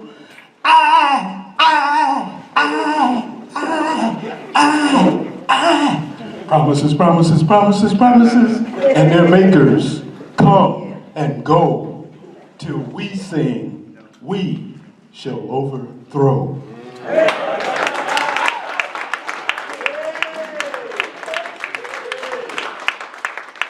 I'm gonna wrap this up with a thief, a thug, clown in a rug, a tweet, DC, a lie, a cheat, embellish and broader, a line disorder, a myth, a fable, a bit unstable, flim flam, clap trap, bunkum, bull crap, an empty wagon, a puffed up dragon, a whopper, a fib you eat from your crib, a sham, a fake, a major mistake, pathological lying, false flag flying, a grope, a trope, bad jokes, breaststrokes, a grope of a crotch, another menage, where they debauch, over water and scotch, a trumped up story, cock and bull glory, a foot in the mouth for strategy south, pie in the sky, a barefaced lie, a pig in disguise, fooling some eyes, playing fast and loose with Jim Jones juice, a masquerade, a Nazi parade, fake great nation, same plantation, a bug in the ball, a fly on the wall, a great big whale, an ongoing tale, a parade in July, a wink of an eye, enough outcry.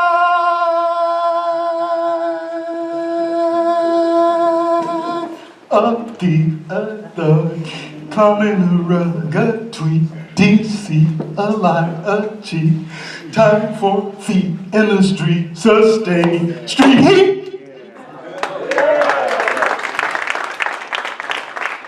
Thank you for your kind attention and your grace support.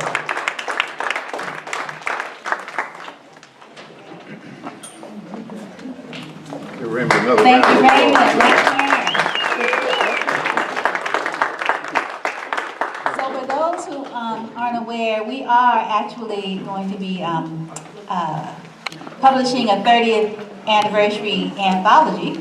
And so anyone who shares today, you can automatically be in the book. All we need to do is sign a release and email us your work. If you don't have a copy, we can copy right now. So this is a historic iteration of this program, so we definitely want to capture it for those who are presenting either as featured or as a part of the open mic. And also, if you can make sure that I have a picture of you, like take a picture of you, I have a camera. So make sure that happens too before you leave. We have some really wonderful guests today that are not able to make it because they are incarcerated. And so, a poet who was a part of our poetry celebration 2 years ago. He was supposed to be a part of our celebration last year when we had our migrations theme, but I missed the email and I forgot to put him in the program.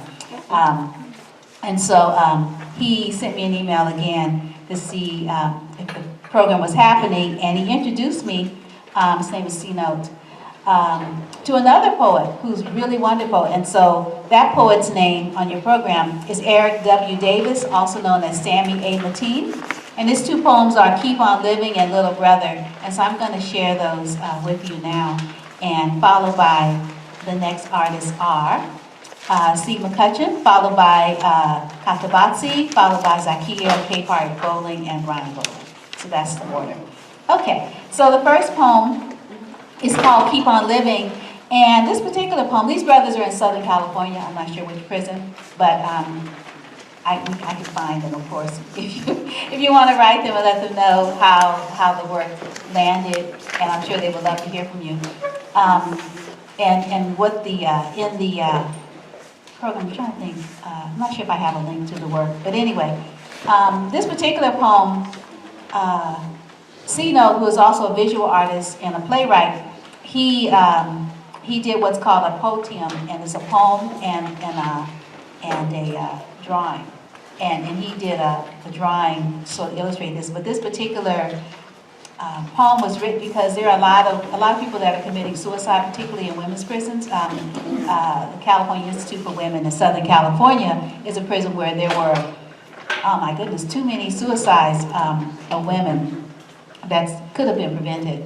And so he wrote this poem for those that are thinking about not living anymore.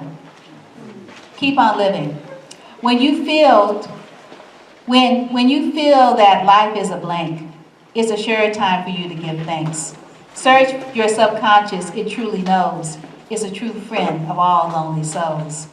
Life is a struggle from the time it's conceived. It's all worth living if you only believe. The greatest gift available has been given to you. Be thankful and be true to life and see what it does for you. We've all got something coming, some good and some bad. In our search for happiness, we learn what it is to be sad. It's the way of the world, and nature is always fair, never showing just one of anything, but always revealing a pair. So take hold of your life. Its preciousness is divine. The things you can never get enough of are truly life and time. So be considerate of life and conscious of time, for in their true essence, they're neither yours nor mine. Very nice. And Sammy Adeline, he's like 71 years old. He's been in prison for a very long time. And C-Note's been in prison for about 20 years. And I don't know, I'm thinking he must have been in prison since he was a child. Because he doesn't look that old. He looks like maybe 40, maybe? So, which means he must have been in prison since he was like a teenager, maybe. I'm not sure. But yeah, Mateen, he also has a beautiful, lovely voice. Like, he can really sing well. And I'm just thinking like, wow, 70-something in prison, like, my goodness. The people that have been in prison like too long, right? Yeah. There must be something else we can do as a society besides lock people up forever. This one here is called Little Brother, and I thought it's a really, really good message. We need to think about those who are watching us, right? That's right. Yeah. So both of these pieces are going to be in the anthology. Little Brother. How can younger brothers ever give the love they were not taught to live? In which I'm almost positive that most may never know, for many begin to tear apart their relationships right from the start. And love there never grows because they never cleanse their hearts. Still, we do not look at us because we envy, hurt, and cuss each other while we make a fuss about the plight we're in, which shouldn't sound at all strange, for most of us refuse to change because each day we still arrange to do these things again. So yeah, don't sit there looking shocked, for we are those who still do block our ears and hearts we won't unlock to truly understand, and our condition remains the same. For when will big brothers ever name themselves the only ones to blame? For the problems in all hoods, for one of brothers' greatest fear is letting go our mourning tears, mourning tears that we collected through the years, and still we do not cry, yet we cause our women to, by what we say and things we do. But when will it dawn on you that we also need to cry? So that's Little Brother. And Carla put together a binder for me, so those poems are in this binder on the table where Kalila is. Kalila, wave your hand. Kalila is the person that asked you before you leave, did you fill out a release form so we can publish your pictures and publish your poetry? And if you say no, say, oh, please fill it out. Did you fill out our audience evaluation? And you'll say no. Like, oh, will you please fill it out? Did you sign our contact list? She'll might say no. It's like, will you please sign our contact list? So anyway, that's Kalila over there. Okay. So our next, thank you, Kalila, for volunteering today and also for making some forms. And so our next guests are the people that I mentioned. Aquila, are you here? No? Okay. So we've got Steve Kantabasi and the Cape Heart Bowlings. And then we have Vaughn, and Vaughn is like, oh my God, you're gonna just like, ah, when Vaughn comes up.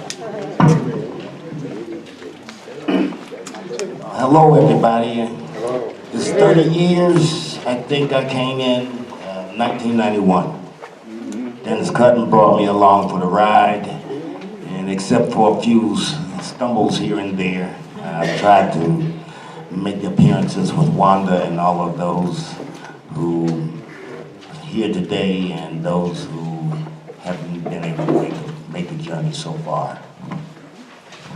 So the piece that I'm going to present, actually I wrote it in 1995, and it was for Mamiya, and we presented it, other poets from the year 1995 at the Poetic Justice Program over in West Oakland.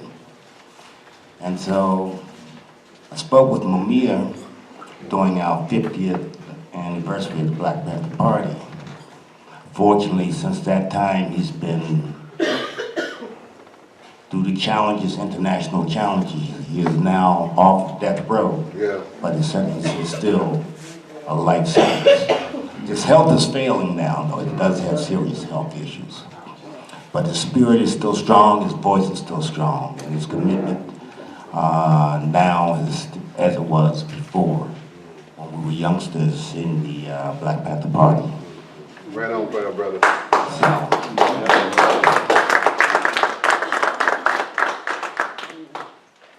So for Mia and the ancestors, this is the price of yesterday.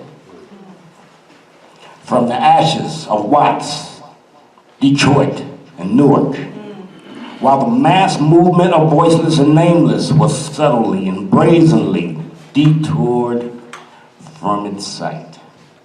Ghosts of ancients stirred and warned, don't give up the light. If they can come for 1 in the morning, then they can come for you at night. The wicked who hid in the shadows of treachery moved against Malcolm, Martin, and Medgar, denying them and generations now visions their quintessential right to life. But in the aftermath of the uproar and agony, still too few heard that approaching warning, that if they come for just 1 in the morning, then they can come for you at night. When old Judge Taney spat out that a black man has no rights that a white man is bound to respect, and it took the courts 100 years to think about rights for us the dispossessed. The intentions of shameful, not founding fathers, and the anti-people apparatus of Monster USA has to be suspect. Still, too many only nodded their heads, merely accepted the Negro plight. The rumbling in the distance grew louder, that warning from the bowels of survival cried again. If they come for that 1 in the morning, then they can come for you at night. While Vietnam flared up and Panther stood up, while Thurgood spoke out and Attica broke out, while mamas cried and too many black men died, our place in the sun faded with each Democratic, Republican, go back to Africa, get a job, go to school, be patriotic, be patient, things will get changed, lock them up, kind of fight. Or from the frustrations of watching as we became victims of sanctioned urban plight. Some cast off their indifference and fears, thumbed their nose at the minute disguise in humanity's light, and heard the wailing of ancestors. If they come for another one in the morning, they can come for you at night. While the moral majority and the individual me ruled, apathy and stupidity stepped in and allowed for Mumia to be snatched from his roots, yes, in plain sight. And while we marked time, the ancestors screamed again. If they come for anyone else in the morning, oh, they'll come for you at night. The 11th hour has arrived. And another of our precious gifts is marked by the reaper.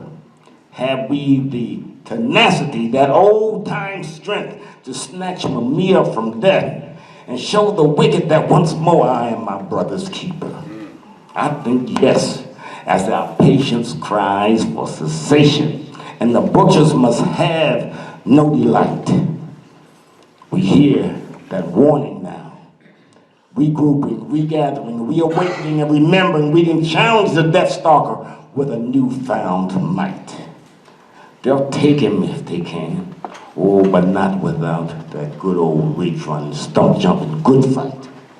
The state apparatus must stand accused as it threatens one of humanity's most bright. They must not take him. They cannot take him. They did not take Mumia in the morning, because they'll come. Oh, yes, they'll come. They'll come for me, all right. And then they'll come for you at night.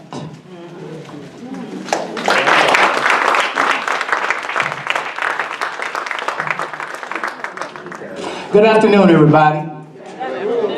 Glad to see so many people, a lot of familiar faces, people coming out to hear some good poetry. And to celebrate this 30th year of African American celebration through poetry. And I'm glad to see Sister Wanda get some recognition, some acknowledgement, and some love. And I think we can do it again. I think we can give us some more, huh?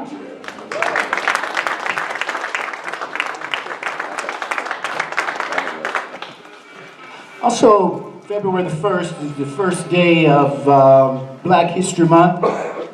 And for me, I can't think of anyone else, or at least very few people, that's any more worthy to kick off Black History Month than Frederick Douglass.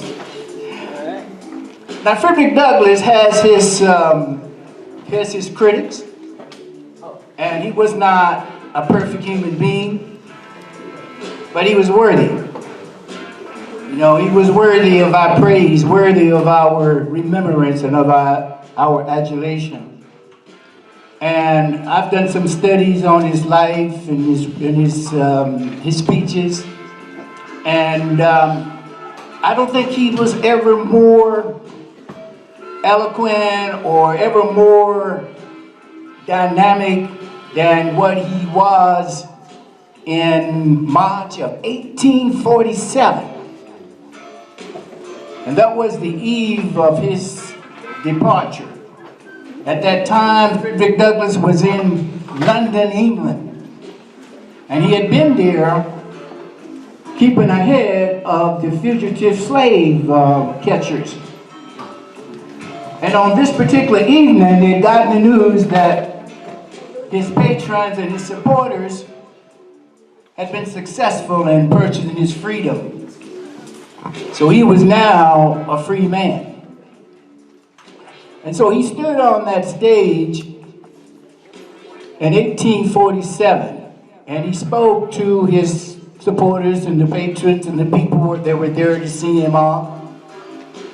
And he said, I do not go back to America to be quiet, to remain silent, to pursue ease and comfort. No, I revel in the tumult, that there afterwards I may exalt in the victory.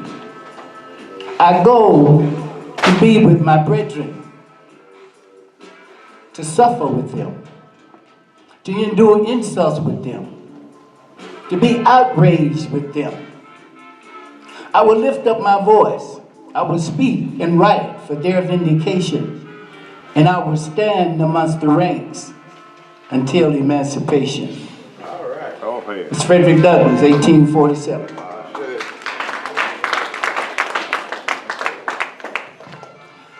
And from that particular speech, I was moved in a certain kind of way, and I said I want to write a poem.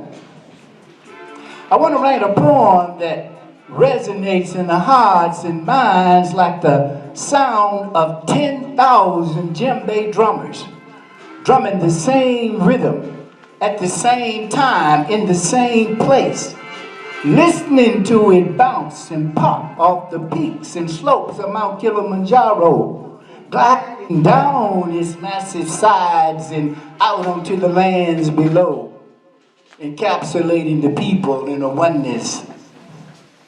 Like magnificent unfolding flowers of endless colors rising up with the vibrancy of greens, yellows, and reds, swirling, mixing, forming all the colors of the spectrum, filling the mind like the expanse,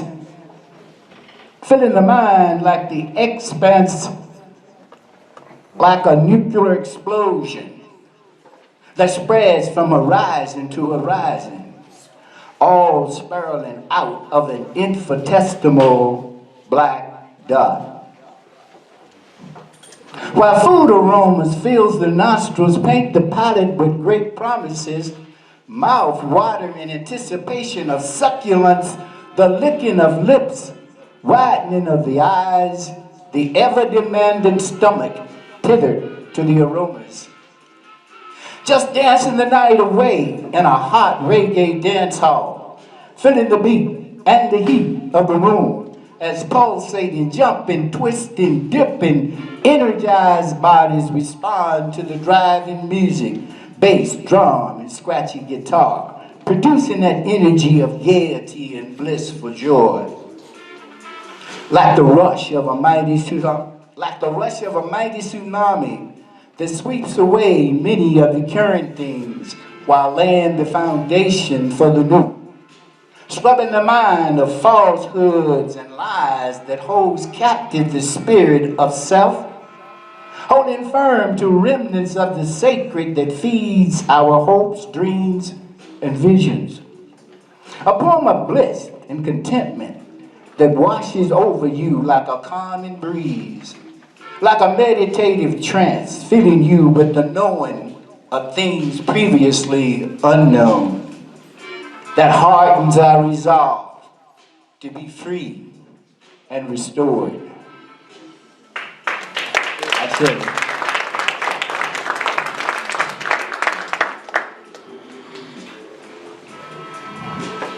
That's it for me, so I'm going to step aside and allow the Bollingers to come forward and do what they do so nicely. Thank you all very much. Good afternoon, ladies and gentlemen, brothers and sisters. My name is Brian B. Bowling. And I'm Zakia, G.E.K. Park Bowling. And we are the To Be New Cultural Gatherers. We'd like to begin by thanking Wanda Sabir again for 30 magnificent years. And we look forward to so much more. And yeah, all right. We'd also like to thank the West Oakland Library for hosting this event every year. We are so honored. also, Yes, we like to keep with the theme of this year's program from 400 years, from 1619 to 2019. 400 years we've been here in this country, and the experience has been a whirlwind for us. You know, they brought us to this country for one purpose, and that purpose was to work, free of charge, free labor. And we toiled hard in this country, our ancestors. And a lot of the songs we wrote during enslavement time reflect the work that we did, and also it reflects the resilience that we had as a people during that time as well. This old hammer killed John Henry. This old hammer killed John Henry. This old hammer killed John Henry. But it won't kill me, Lord. No, it won't kill me. That old mule laid James Turner under. That old mule laid James Turner under. That old mule laid James Turner under. But it won't kill me, Lord. No, it won't kill me. Well, it won't kill me, Lord. Well, it won't kill me.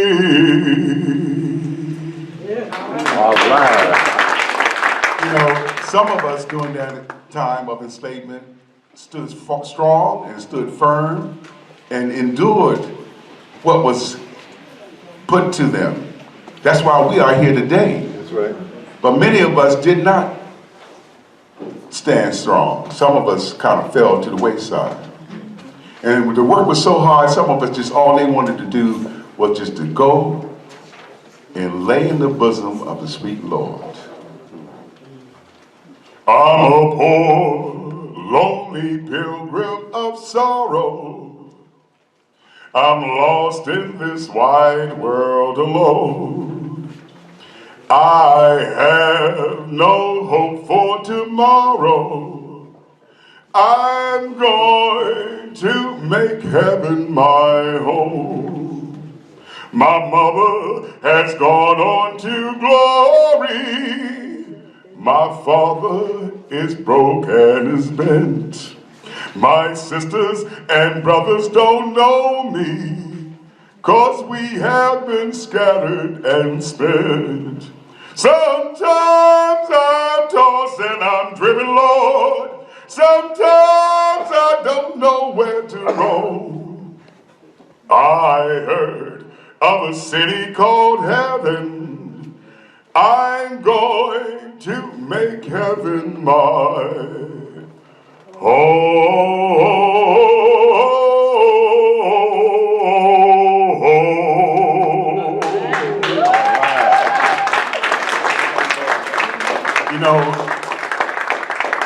no matter where we were in this country during enslavement times, no matter what state we were in, what region of the country we were in, we all did one thing. We were a spiritual people and we all prayed. And religion and the spirit, the connection with the Creator was very important to us, and it still is important to us today. And I would like for you to join in with me to sing one of those old Negro spirituals, Amen. Amen.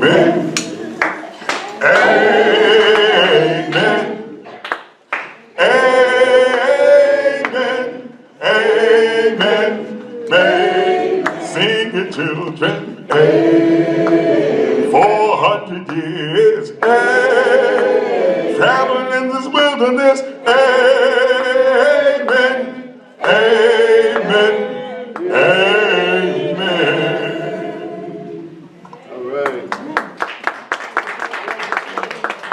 so my poem is entitled Amen. Can I get an amen? Amen. Each time I say that, I would love for you, the audience, to respond by singing the refrain. Amen, amen, amen.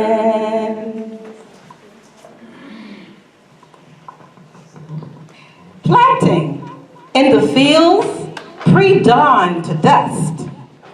Harvesting, generating economics in a foreign land for ungrateful, greedy people with a premeditated plan. Beaten, castrated, lynched, tar-feathered, and burned for not abandoning our original languages, names, and culture.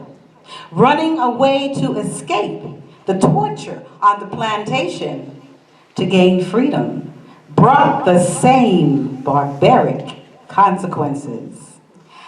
After our ancestors were stolen out of Africa, what were their thoughts during the Middle Passage? Arriving in a strange country and being sold at auction block. What were their thoughts on the plantation, working sometimes to death in the fields and in the enslaver's house, all the while being denigrated and denied their freedom? The King James Bible, which was the pillar of Christianity, planted seeds of hate, resentment, jealousy, lies, confusion, deceit, and the like, in a people with a spiritual foundation.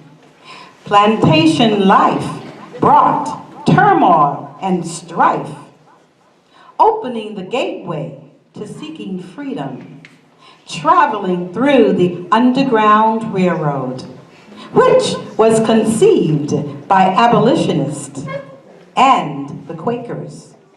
Harriet Tubman was the greatest known conductor of the Underground Railroad, giving liberty to black folks who were longing to be free, whose lives were renewed because of the ingenious, courageous determination of our Moses, Harriet Tubman. Amen? Can I get an amen? Amen. Amen. Amen. Fleeing north to freedom presented many challenges. Kidnapped and returned back to the plantation being one of those issues. Freedom heralded from Pennsylvania, New York, and even as far away as Canada. Distance was not a problem because freedom was the goal. Resilient, historical people cannot die out. Brilliant, excuse me. Resilient, historical people cannot die out and disappear.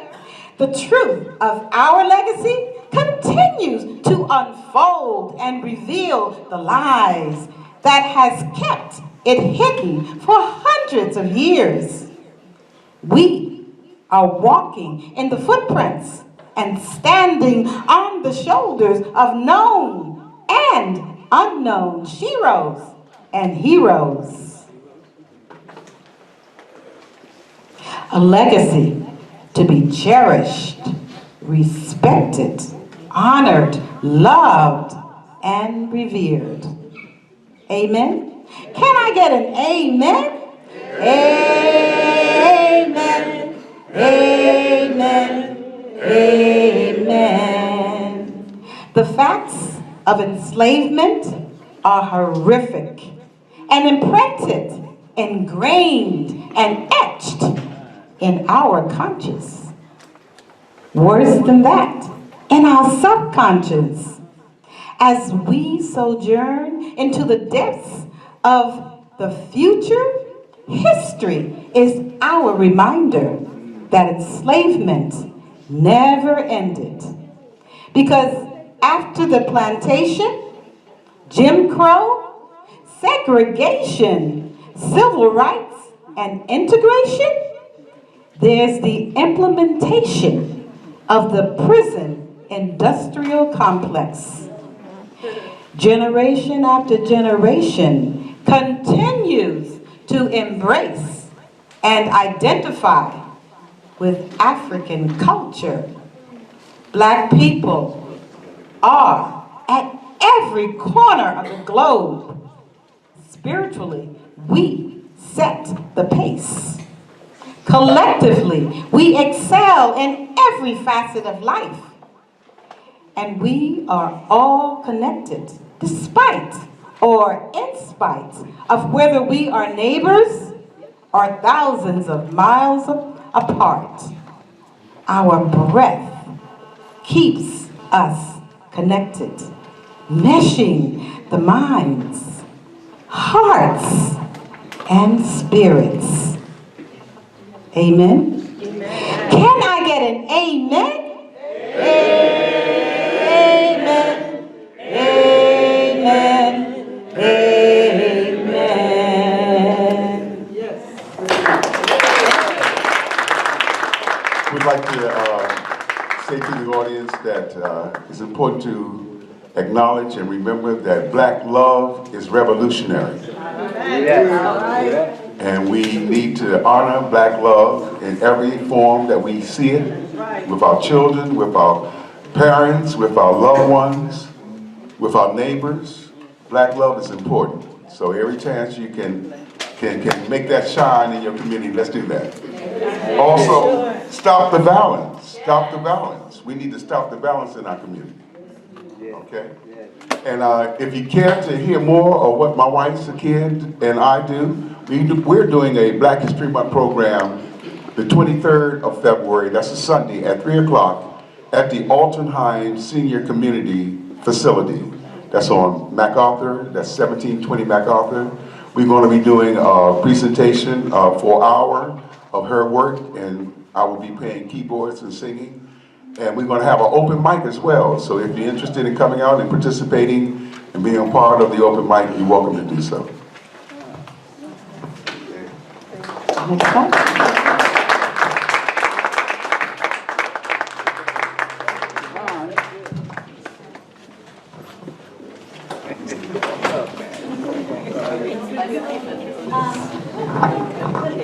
Well, the cake was cut before you could see the pictures. But anyway, since the cake was cut, you can have some cake. There's chocolate and there's vanilla. So don't all rush the table, but there's cake. Let the people have cake.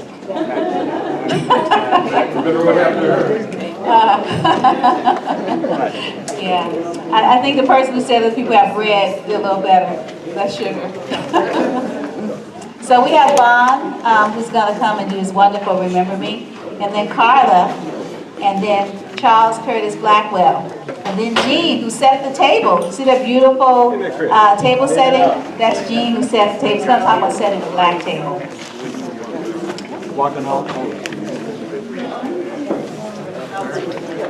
Okay, so if you all quietly get your cake, we're going to continue the program.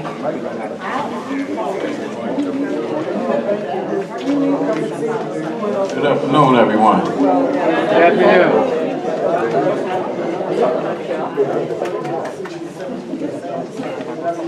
I'm going to do a poem called Remember Me.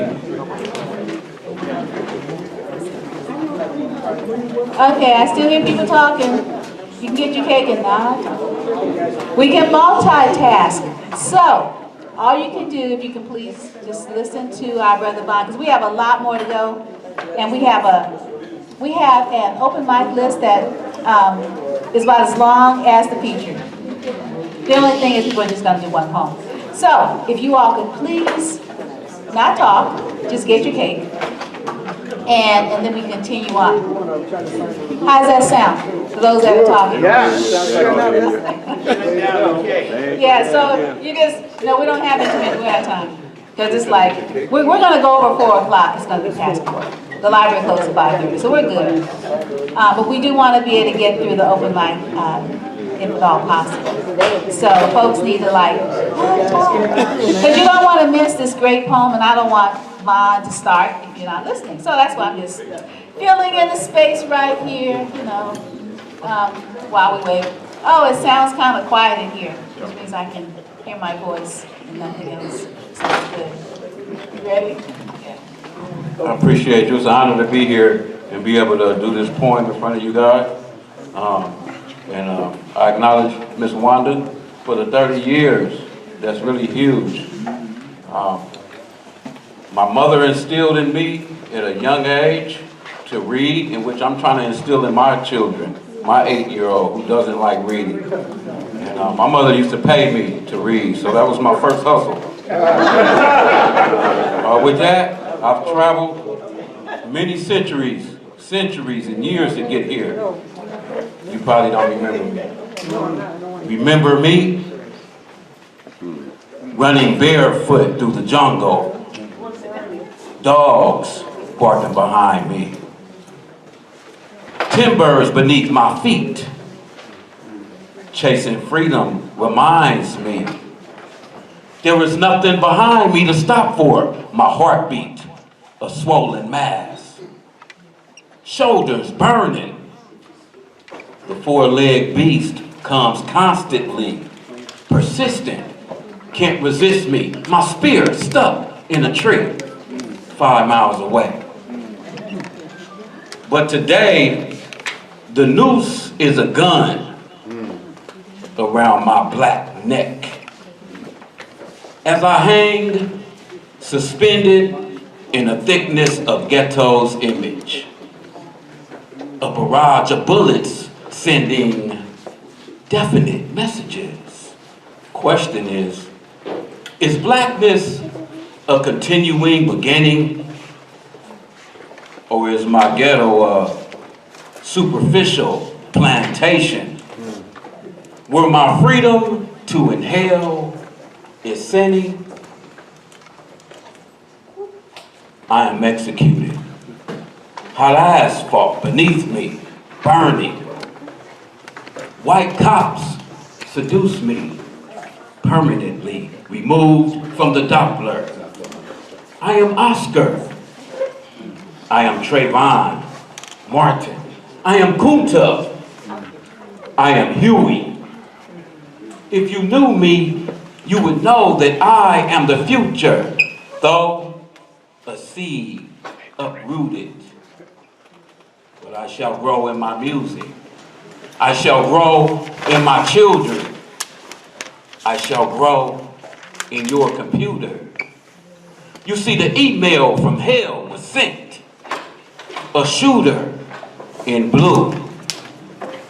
Who knew it would be you to serve and protect? Your knee on my neck, along with the noose, your bullets eject. But I am the future. I rise the next day in the eyes of a 5-year-old black boy, disguised as a king buried beneath his black skin, a tomb. Risen is he. He knows the news that stings his soft ears, questioning his fears, diminishing his dreams of being.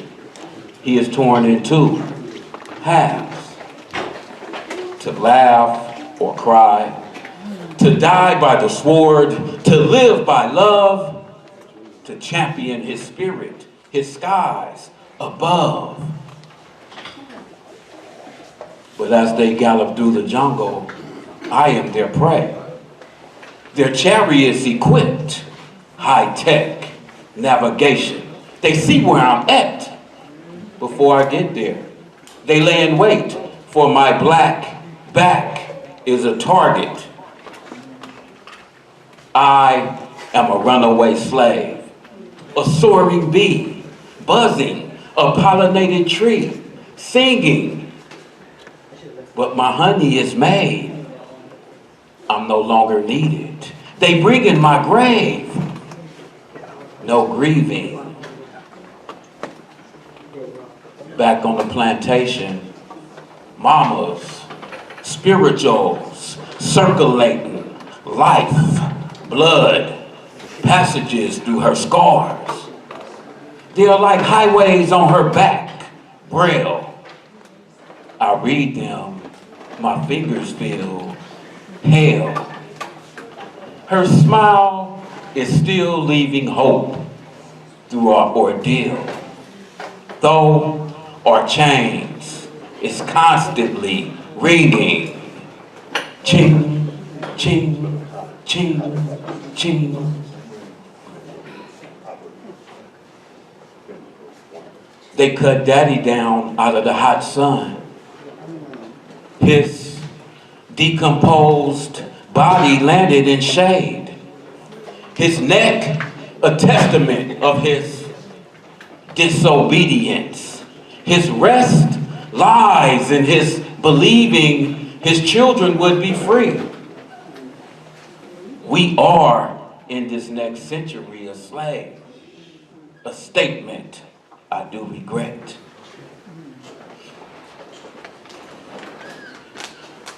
Psychological shackles. Psychological shackles. Psychological shackles crackling beneath my tent. I am bent over, for my heroin addiction has sent my spine rejecting, erected. I accept my condition, but I do not accept my fate. I know my God's mission is not this way. I am over subdued consciousness, saturated with self-will, wandering blindly, undisciplined hate. Your change rings like metallic music cupped in my beaten fingers. Yet I remember Mama, Aretha, Mahalia, Shirley, Caesar, gospel and holy harmony absorbing my veins. Ancestors standing up inside of me, drumming, guiding me, their graves, though grotesque as my ways. City buildings, now looming in the background. I am the landscape, sprawled across avenues, downtown, bus stops. My tent is in your way. Walk around me, avoid me. You annoy me. I am your slave. Remember me? In the great pilgrimage of Alexandria, my libraries made your minds an upgrade. Stolen. When I was free in paradise, my throne, golden, sent glints of light reflecting through my staff. Guiding stars, abiding. Stolen. When this useless flesh was entombed beneath pyramids, unmolded, airtight darkness, draped in the priceless jewels of Imhotep, surrounded by great saints, angels, immortalized in the walls above me, statues directing traffic from the moon, holding the great book of life. All stolen. Yet I remember running barefoot through the jungle, dogs barking behind me, timbers beneath my feet.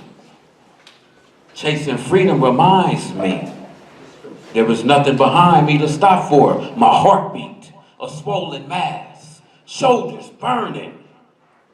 The four-legged beast comes constantly, persistent. Can't resist me. My spear stuck in a tree 5 miles away. Thank you.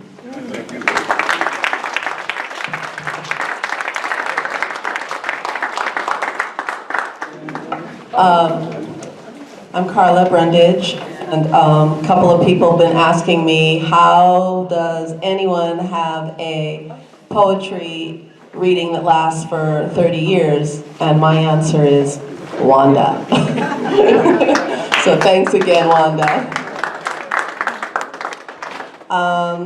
The poem I'm going to read, the first one, is kind of an homage to Gil Scott-Heron, and it was kind of inspired by the those blackouts that were happening, and what got me thinking was just the way it was approached, how PG&E was just like, we're turning off all the lights for an intermittent amount of time, and we're not going to tell you when, and we're not going to give you any information. So that's what inspired this poem. The revolution will be televised. Can't you see? It's happening right now. Last night was phase 6, shock and awe. Phase 1, destroy the warriors. Define warriors however you want. Every society has its warriors. Our warriors are being taken down one by one. Phase 2, cut out our tongues. Change the language. Redefine words to have new meanings. Liberal, evil, entitlement, news, Trump, connect, stream, cloud, footprint. Phase 3, take our religion, give us icons and devices to worship. Bow your head and text, bow your head and text, bow your head and text. Replace prayer. Phrase 4, take our land, displace the people. Phase 5, destroy the family unit. Undo the matriarchy. Let the women come together against, for the safety of our children, born and unborn, our bodies sacred and trampled, deharmonized love. Phase 6, shock and awe. Replay violent deaths over and over for analysis. Was he really choking? Could he really breathe? Was he really carrying a phone? Was their skirt too short? Did she ask for it? Was his back really turned? Tell kids it's okay to dance on the heads of their dead opponents. Introduce the extreme right. I'm right, I'm right, I'm right. Ask the extreme left, who's left? The revolution will be televised. Turn off all the lights. Keep them on, turn them off. Keep them on. Are we running out of water? Are we running out of time? Are we running? Get a gun. Get a gun. Get a gun. The revolution will be televised tonight. Thank you.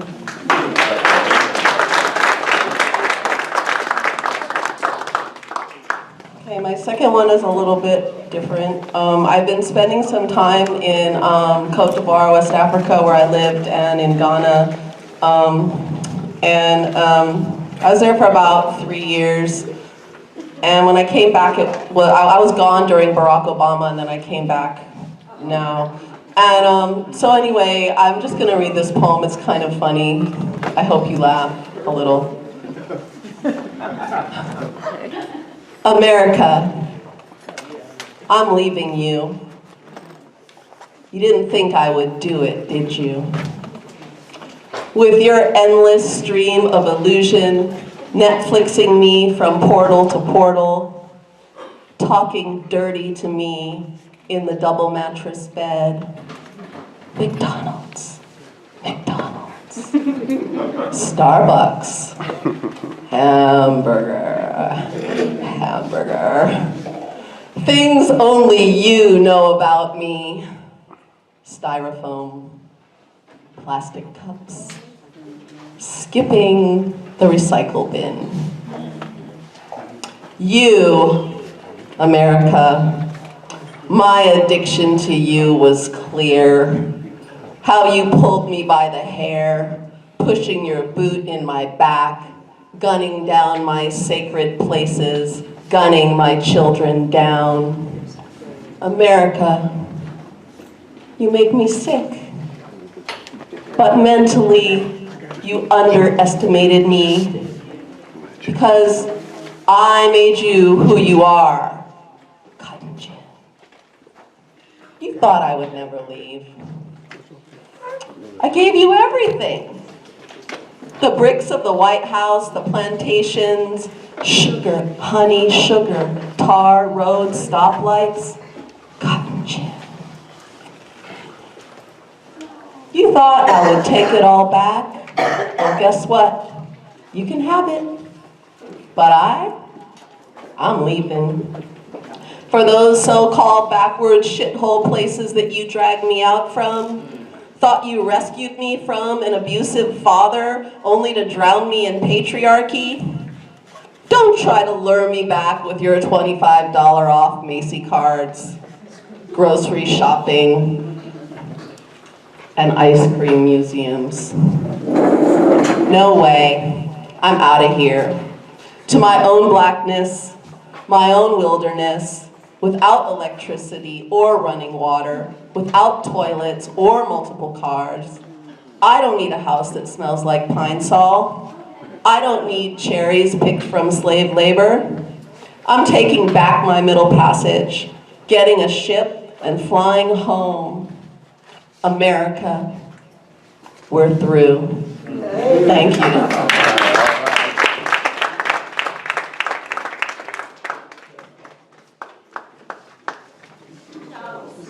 Oh, Charles! Yay! I'm waiting so I can give you a hug.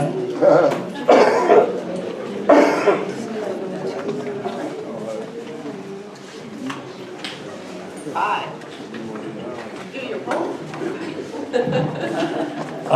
Hey, I got a request, and the reason I got this request is we live in a world that's alienated, a lot of polarization, and a disconnect. Everybody's got their phones and computers, but nobody's speaking to each other.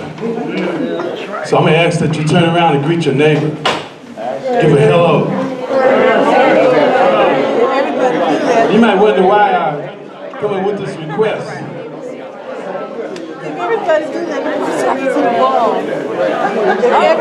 About 3 years ago, Oakland was listed as the second most unfriendly city in the country. You may not believe it, but I've traveled to several other cities, and Oakland is very unfriendly. And when they got us disconnected and polarized like it is right now, then the powers that be can have a party, and they're gonna give you the shaft in more ways than one, where the mayor, last name basically tells you, y'all getting the shaft. Oakland, downtown Oakland looks like the demilitarized zone or destruction, or construction. And it's pitiful, it's disgusting, it's horrible, and I ain't the only one that's saying that, huh? And not only downtown, surrounding areas too, and they playing the games of, turnover, flip, turnover, whatever you want to call it. But it's not about people no more. Martin Luther King said it best. He said, when computer motives and profit demands outweigh human concerns, this way of doing things is unjust. And Oakland is definitely a victim of that right now. I lived in DC during the 80s, and it was a nightmare. It was 70%, now it's down to 30. So that tells you, they got a plan. So, okay, I'll do what I'm supposed to be doing. This piece kind of speaks to it a little bit. It's kind of a little bit contemporary. I brought a horn player with me.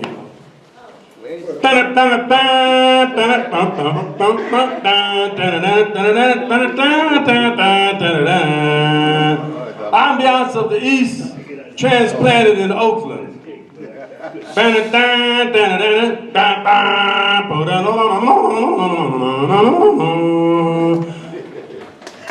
Is Albert Island still alive? Shuffling through the bus, charcoal sport coat glazed and half slept in. Is Albert Island is Albert Island still alive? Again he asked, for warmth also. But the fearful woman with laundry bleached skin, even though she was an alleyway past chocolate, moved her purse to the other side, as if the war had been brought home in the immediate. Is Albert Island? Is Albert Island still alive? Once again he asked, and still as ice drips, he got no answer, only an unfriendly stare. Pulling the exit cord, decided to exodus onto the concrete, the broken down concrete, last remains of an earthquake. There, a friendly face met him. The corner liquor store, of course. With pennies, nickels, and dimes, the cohort contributed his collection from a day of begging. The thought still running through his mind, he drowned it with vodka heavy. Albert Isla, as strong as Coltrane, similar to the thrusting vibration of Pharaoh in the demonstrative. There, in front of the corner liquor store, the newfound friend shared the fact that Sonny was still among the living.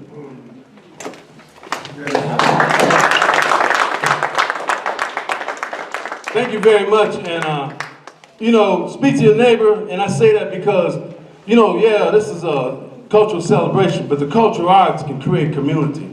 And with community, people come together, and the power structure, they can't just jerk us around like they do, but as long as they got us polarized and alienated, they're having a party. Okay, thank you very much.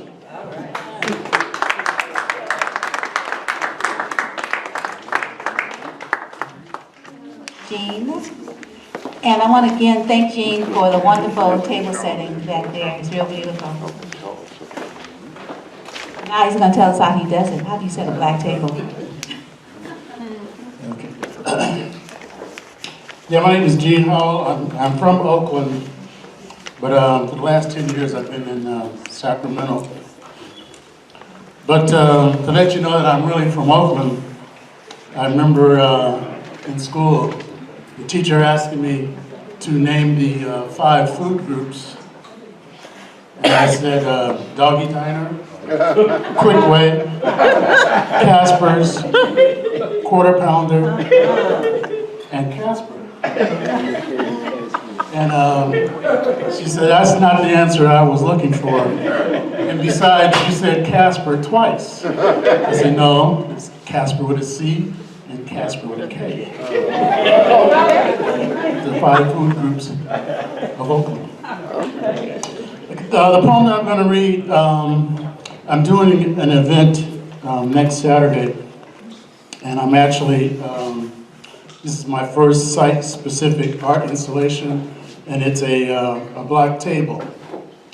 Some of you may be familiar, I think in the late 70s, early 80s, a woman by the name of Judy Chicago, white woman, did a dinner party where she was going to, I guess, honor 35 women, I guess through history or whatever, and she only included one black woman, which was Sojourner Truth. So when I saw the exhibit, I was kind of, well, I was really disappointed. So it's been a long time, and that kind of rage a couple of things have happened since then, but it kind of got me to do my response to it. So, but before I actually present the exhibit, I want to read this poem, but before I read it to my folks in Sacramento, I thought I'd give it to my home folks here in Oakland. Let them hear it first. I set a black table. Do you know my place? Not of Western folks' fable, I've set up 3 black tables. One paying homage to my ancestors, whispered to me like August Wilson's Aunt Esther. To the second, the beauty and power of all things black, steeped in Holy Spirit and unrefutable fact. And the third, I cleave from where we's be at, points on the globe where we can thumbtack. I set a black table, do you know my place? Within the crevices of my spiritual plateau, these tables I honor on what I now do know. In this my movement and moment in time, where certain spikes and spirits shine, I set a black table. Do you know my place? To show the world what I honor in these 14 plates. See and look, look and see, and take no mistakes. Eliminate Howell, Jefferson, Johnson, and Lomack, moving the bloodline forward, not back. I set a black table. Do you know my place? Another table where everything more black than blue, and like the meaning of soul, it's there too. Black flowers, black glasses, and black plates, art weld and armed lace, love black, not hate. I set a black table. Do you know my place? Migration of a slow pace and relieved haste. We commune like others in a cooperative taste. Set from a distance, a very black table, nourish a body and feed the soul you are able. I am a black table in the here and in the now. Thank you.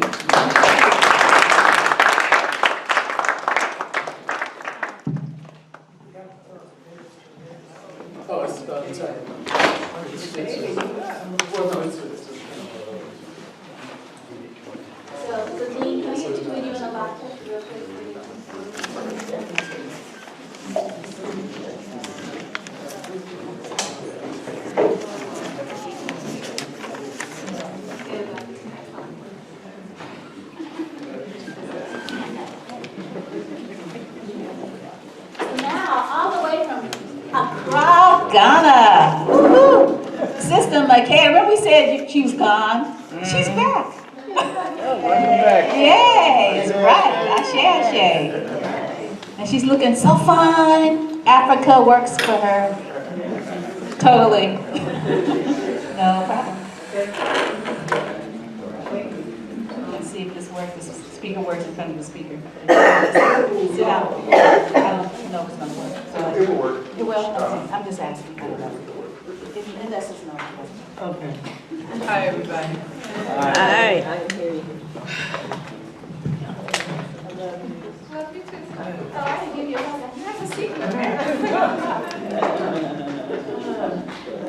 Yeah, thank you for, I think this might be one of the first times, you know, when I came here, the first time I shared my poetry in front of people, maybe 10 years ago or something. Yeah. We are a friendly audience. So thank you. Talking to the speaker. Okay. So like Wanda said, I've been kicking it in Ghana for, well, every 4 or 5 months I go there. Hold the mic a little. Or 2 or 3 months, 3 or 4 months. I come back here for cancer scans that I don't need. And so while I was there this time for Christmas. And they don't do Christmas like we do Christmas here. There's no trees and presents and all of that stuff. And so the African American Christian community asked me to write a poem for their concert. And I said, ooh, really? So this is my poem. This offering is for the baby boys who grew up and became sages. And for the teenage girls who deliver light into the darkness alone. And for the women who die without knowing real love for themselves because they give it all away to others. And for the girls whose innocence was stolen before they could say yes or no. And for the ride or die angel friends who will deliver a baby if they have to. And for the church girls who were kicked out for being pregnant. And for the mamas who stayed no matter what. And for the ones who couldn't stay. It's for them too. The night before Christmas. This is the story of the birth of a baby born to a teenager who said an angel revealed to her that she would deliver a boy whose life would transform and bring light to the world. And they would call him Messiah, Son of the Most High, King of Kings. Oh, holy night. Luke described it as a night unlike any other. The stars were shining brightly in the sky, shepherds were minding sheep in the field, and a magi from Nubia was following a star toward a miracle. Excitement was in the atmosphere. There was hope for peace on earth and goodwill to all. It was going to be a new day. Oh, night divine. Hidden between the lines of scripture is what really went down that night. It's a preposterous story of a young, pregnant, unmarried teenage girl who claimed to be a virgin. The scribe writes that on this night she rode a donkey 106 miles from the village of Nazareth to Bethlehem with her boyfriend, Joseph. And by the time she arrived, she was in labor. Joseph combed the city for shelter, but there were no rooms available. Unaware, this teenager cradled the light of the world in her womb. The innkeeper said, "We have no room." Oh, night when Christ was born. So we have imagined this enchanting, snowing winter night, complete with shepherds and trees and toys and little drummer boys. But it doesn't snow in Bethlehem, and it was not a silent night. This was her first child, and her mama wasn't there, and her boyfriend was not allowed. She labored there in a cave that was not tidy and clean like the sweet nativity scene that graces our mantle and looks so serene. Oh no, it was a tearful, lonely, bloody scene. Oh night when Christ was born. It is written that as she labored through the night, an angel came. And if we are awake, we can all testify to a moment where we just couldn't take it anymore. And somebody shows up, an angel. And I can imagine some woman passing by and coming upon this crazy scene, stopping to help a young girl in distress. And as dawn broke, she gave birth to a baby boy who would be called Emmanuel, King of Kings, Savior.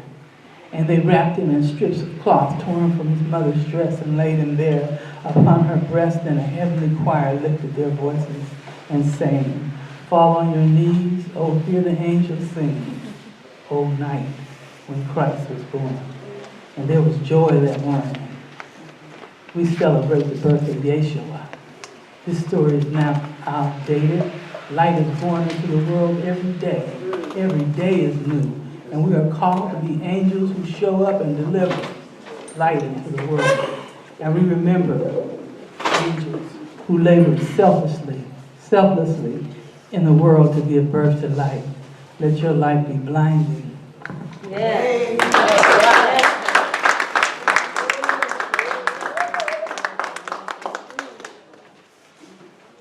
So the other thing I did over there was fall in love. Okay. All right.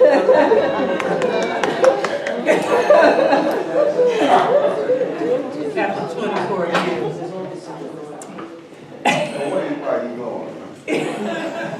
It is in the midnight hour when love comes. He is brave and blue and tall like a tree. Okay. And when he smiles, the air gets thin. He is music, pen pressed against my heart. I am the lullaby he writes, the strings and chords he strums, the notes that bless the air. I am the ebony on ivory, under the spell of fingers that stroke till the black keys scream. He keeps the beat, I keep the time passing by, running out, This is no elegy, but a rendering, a telling, a surrender, a divine sacrifice to love. You called me out, uttered words best left unsaid, heard my tears before I cried, only to rewrite this impossible story.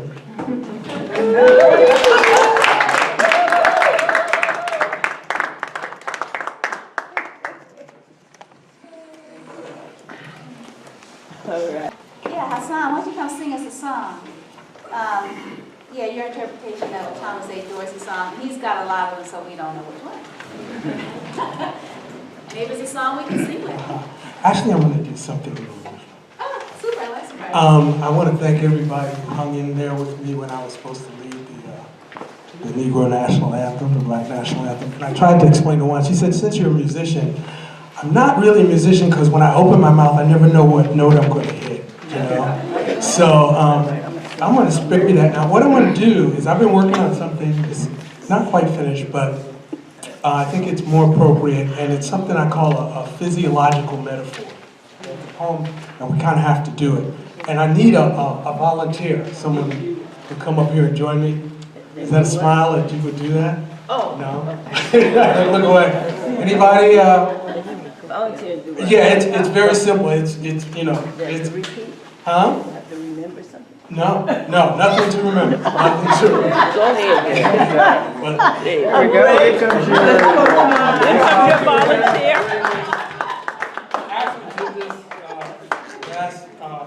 Telling on herself. So, please hear it.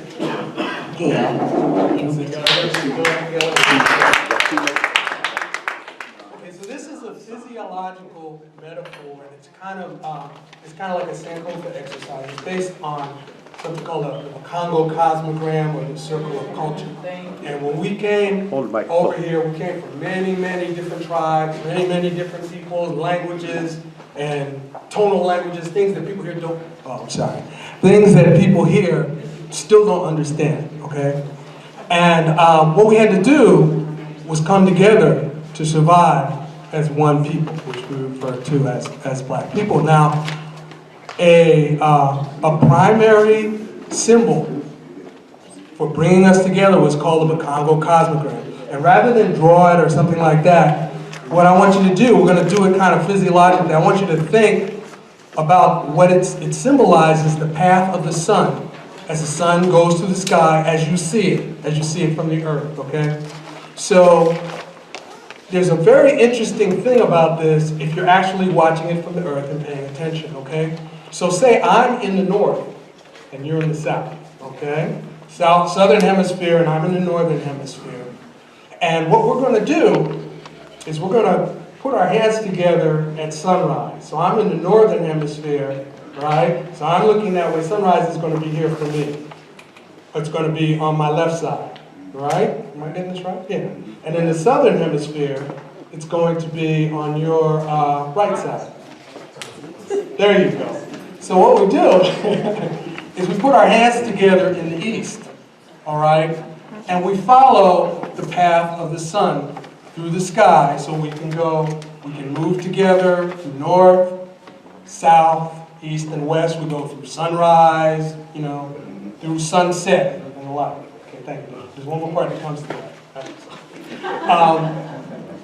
Now, what we have here is no matter where I am, and you don't want to get too much into north-south, because even if you didn't have time zones and everybody in California had to be on New York time, it wouldn't really work. But you realize that there's something in the way that the sun goes through the sky, this relationship between the earth and the sun, that if wherever we are, we're doing what we're supposed to be in our ecology and everything, there is a global harmony set up that no one, you know, that's with everybody. And I don't necessarily know what everybody's doing. Now, what we do as human beings, you know, we're not just natural all the time, we invent things. So, say I invent a clock, or I might have a religion, or I might have this or that or whatever, but say I have a clock. And this clock says, it helps me on days when I can't see the sun. I get my stuff done and whatever. And I might say to my friend in the north, in the south, hey, you know, I got this clock and this is the technology, why don't you use it your way, and maybe you can find some things and show me some things so I can do better. Or else, I might become clockwise, okay? When I become clockwise, I realize that I'm special. I created this clock, and we move and do everything clockwise, okay? And I'm gonna fix the world. I'm gonna make it good. I'm gonna take care of all those, counterclockwise humans in the South. I'm gonna send missionaries, and I'm gonna teach them the fundamentals, the good life, clockwise. And I'm gonna send my merchants, and my merchants are going to, we're gonna build clockwise factories. We're gonna teach them how to do things clockwise. And of course, I have to send my military to protect my investments and do covert and overt activities to keep those, counterclockwise, the people who persist in counterclockwise out of trouble, so we get things done. So now, and this I'm not going to talk a lot, this is kind of the end of it. What if we put our hands together, again, from the South and the North, and we try to keep them together, and we try to move them clockwise? They move. You can try this at home. Thank you very much. But that's, the point is,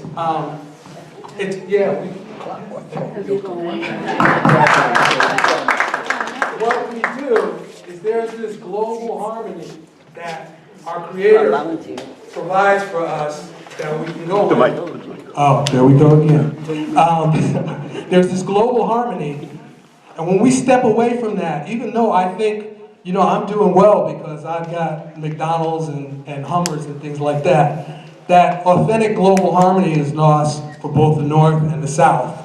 And you can look at it going on now, whether it's in oil, or whether it's trying to keep people from the South where we made banana republics, or it's trying to do things with people who were enslaved here or whatever. You can see it coming back. So like I like to tell people, don't worry, the stars are coming back. You're going to see them again.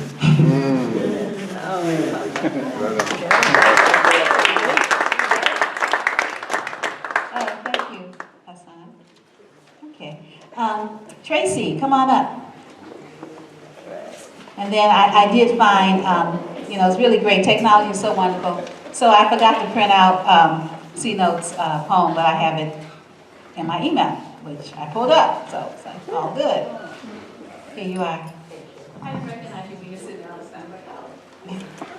Hi, everyone. I'm honored to be here. I did this years ago. Was in the East Coast, came back a couple months ago. So it's nice to be home. Besides, I was born in Trinidad, grew up in California. I say the Bay Area is the best. I tell them in the East Coast. And after that, my favorite place is Harlem. So this is a homage to Harlem. It's called A Prayer for Harlem. You were conjured by fragments of our yesteryears, where indigos and warriors reigned, preservers of our life force.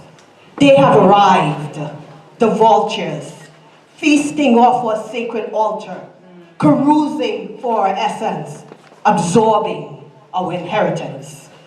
Integration is a venom, silencing truth, eradicating all authenticity, manufacturing zombies. Zora chants the war cry. The sound vibrates beyond yonder, beckoning. Langston, Josephine, Malcolm, the elders. Libation is needed. We will not become a thought in the book of remembrance. Oh, dear, dear Harlem, forgive us. Forgive us. Oh, dear Harlem, ashamed. Forgive us. Forgive us as we forgive those that trespassed against us. All right.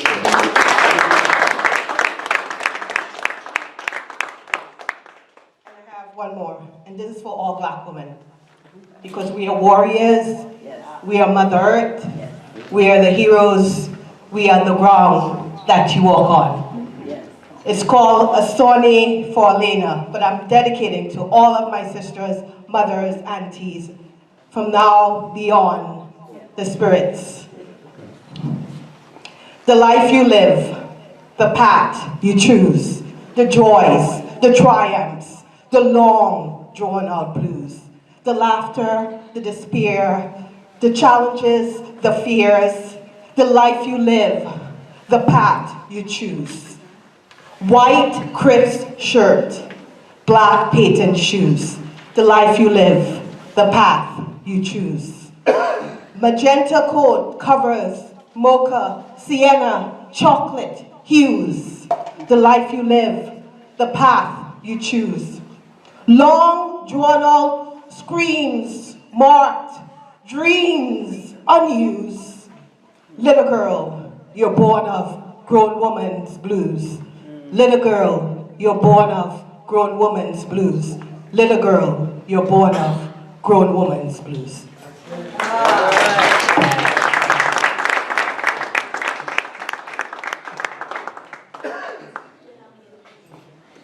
Thank you, guys.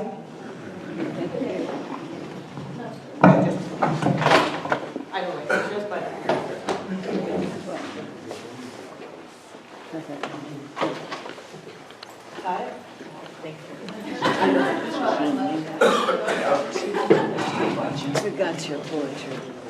Okay, let's see. I forgive you. So this is the last poem for the featured part of the program. And we have We'll pick up the 16 mic. people Mike. on this list. Mike. Yeah. But if everybody just takes a minute and does a minute poem, that's good. And I'm gonna give the people that have not shared at all, I'm gonna skip over people that are coming back, and then we'll come back if you have time. So this here is, and we're not going to read the Langston Hughes poem. The Langston Hughes poem, which I think is so lovely, That America Be America Again. Because it's a long poem, but it's so wonderful. I want you to read it and think about it this year. This is going to be like our anthem. We're going to all meditate on this year because we got an election coming up, right? Yes. Yeah. And there are affidavits in the hallway if you aren't registered, if you moved or anything. You got to register again.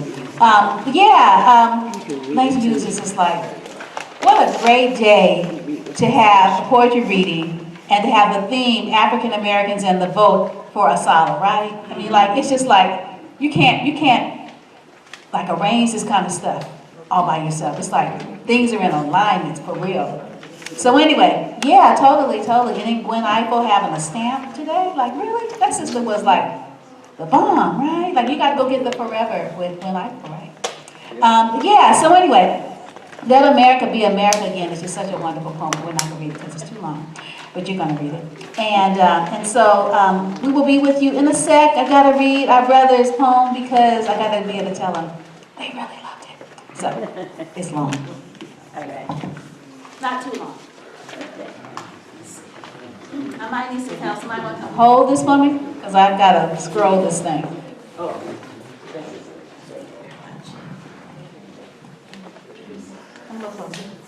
Journey to Afrofuturism. On a journey long, long ago, this is by C-Note. On a journey long, long ago, Afrofuturism was long sought. The maps of its existence were misleading like the maps to Wakanda, but she, a student at an HBC, found the truth. Afrofuturism would not be found in Africa, but California. Like the raiders to the lost ark who sought God's covenant, so too Spanish conquistadors sought the Califia, the queen of the land of black women. She ruled with a saber-toothed scepter, adorned gloves from the mammoth's wool. She nursed the earth's oldest and tallest trees in the forest of redwoods, invited the blue whale, earth's largest mammal, to suckle her young off her coastal waters. In ancient times, her queendom fed the world. In modern times, it's called America's richest farming region. But she, a student from HBC, just like me, prayed to the Queen Mother at a place known as Nob Hill in San Francisco's DACC. Is I guess where San Francisco's DACC is enshrined. A mural in a hotel for one percenters. The Califia spake to our dear sister in a way only understood by feminine energy. And so she wrote, as only a scholar can, the map to Afrofuturism. It did not lead to Wakanda in Africa or the East where the sun rises, but in the West where the sun sets in America. Will Afrofuturism nurse itself in Queendom of the Califia, California? And it says, for the uninitiated, California's name derived from a black woman, Califia, and this is Donald Sino Hooker.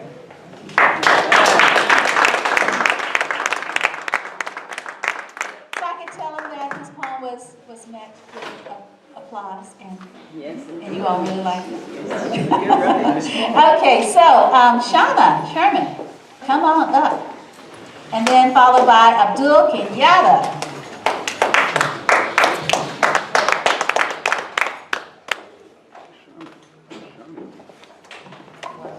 Thanks, Wanda. Thanks for having me real quick.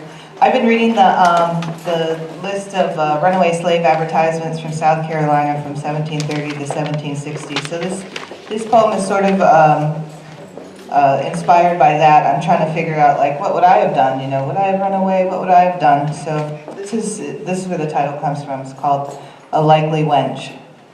A Likely Wench. The weather came, she saw white dragons pointing, the wind veering, velvet branches whipping, sky whirlpools, in her eyes, rebellion. She spotted a courser, hopped on, trot, canter, galloped the course, counting trees, signposts, crepitating. The horse clopped, clipped, its jarring hind muscles bounced her organs, flat fields full, water high, splashed her ankles. What, this merciless journey? Why, this merciless ride? When, retreat, where, dry ground? This day, the next, would be different. The fever worn, ridden, off. Ascending among trees, she stopped, saw light build, and pass through its penetrable pillars. Compos, compos mentis. How y'all doing? Good. I'm Abdul Kenyatta.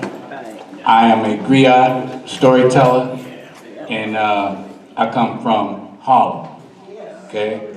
I come from 118th Street where the fellas don't mess around. See me with my brothers, don't ask no others, because you know we finna get down. I remember the day that I started to play in the game of life called Power. I see in my mind the place and the time. I even remember the hour. It was Saturday night and the moon was bright. In the game, they were stalking their play. In the neon light, the code was crime, and the weak, they was doomed to play. Now you can forget that quote that the Christians wrote about honesty and fair play, because you can't live on the streets without knowing how to cheat, because the game just don't play that way. So I'm sitting with my partners digging the sounds. I heard my first name called, so I turned around. She had eyes like diamonds. They was big, black, and bold. Her smooth, soft skin was the color of gold. Meaning no disrespect, but a true Harlem player got a reputation to protect. So I smoothed my way across the floor, moved up close to her, looked into her eyes, and deep, dark, liquid pools of loveliness engulfed and enchanted me. I don't know how I moved my feet to get her to the dance floor, but just as we got to the dance floor, the DJ played, Bet You By Golly Wow, You're the One That I've Been Waiting For Forever. So now I got on the floor and we dancing, you know what I'm saying? I'm feeling her fingers touching me, mesmerizing me. Love the way she's touching my body all over me. And for some reason, I remembered Father Murnian from the Catholic Church where we used to have the teenage dances on the weekends. And I remember the way we were dancing, Father Murnian used to come up and he'd always say, make room for the Holy Ghost. Make room for the Holy Ghost. There was no room for the Holy Ghost up in there. You know what I'm saying? Holy Ghost is a spirit, maybe he really was in there, but we was hanging, you know? So we talked and whatnot, and I convinced her that we should go to her crib. We went to her crib, you know, got to her crib, and she took off her clothes. I was like, if I'm dreaming, just let me sleep. Don't wake me up till this dream is complete. Then we made love. We made love, love, love, love, love, love, love. And when we got through making love, dirty linen, torn up sheets, stuff like that, we made love some more. Thank you. Yeah, I didn't quite expect to be able to read, because, in part because I got at least 3 co-features in the coming 2 weeks. Wednesday is the first one at Frank Beth Center. Frank Beth Center in Alameda. 7 o'clock? Yeah, and this piece is called Missing Original Thinking. This is just in our missing report. The original thinking and vision on the tube these days. The suspect is believed to be TV Reboot. Reboot has been spotted in places such as Dallas and in Hawaii in a 90210 and was almost exposed after an altercation with Roseanne. Yet Reboot remains at large and seemingly expanding the dynasty into a full house, was seen speaking to one Punky Brewster, discussing inventiveness, ironically with someone named MacGyver, and supposedly being pursued by Magnum PI or investigated by Murphy Brown. Seen in all kinds of places and all kinds of situations, but too many seem charmed by this Reboot spell. This seems to be one missing report of the original thinker will remind me that too many seem to be merely content with. And we've not even started about Cousin Movie.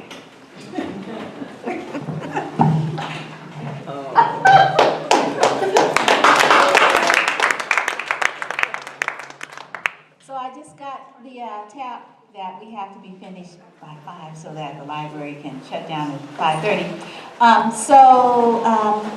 James, yeah. Okay, good evening to all. Man, what a wonderful day. This has been fantastic.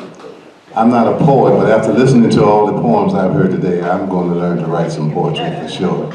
Absolutely. We're talking about God, and I'm not going that far, but someone said, I think it's taken them so long because we got so far to go. He lives inside of me. So when we learn that we are the God that we are looking for, we can start turning this thing around. Okay? That's just me talking. Right on.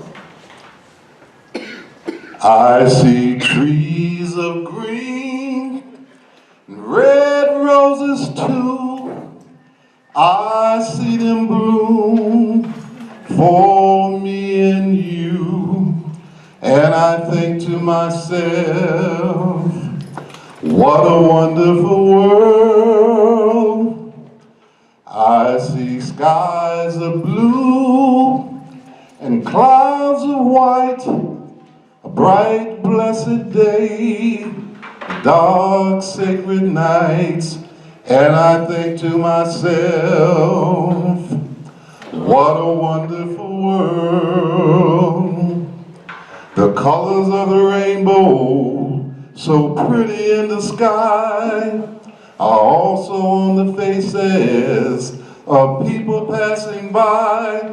I see friends shaking hands, saying, how do you do? They're really saying, I love you. I hear babies cry.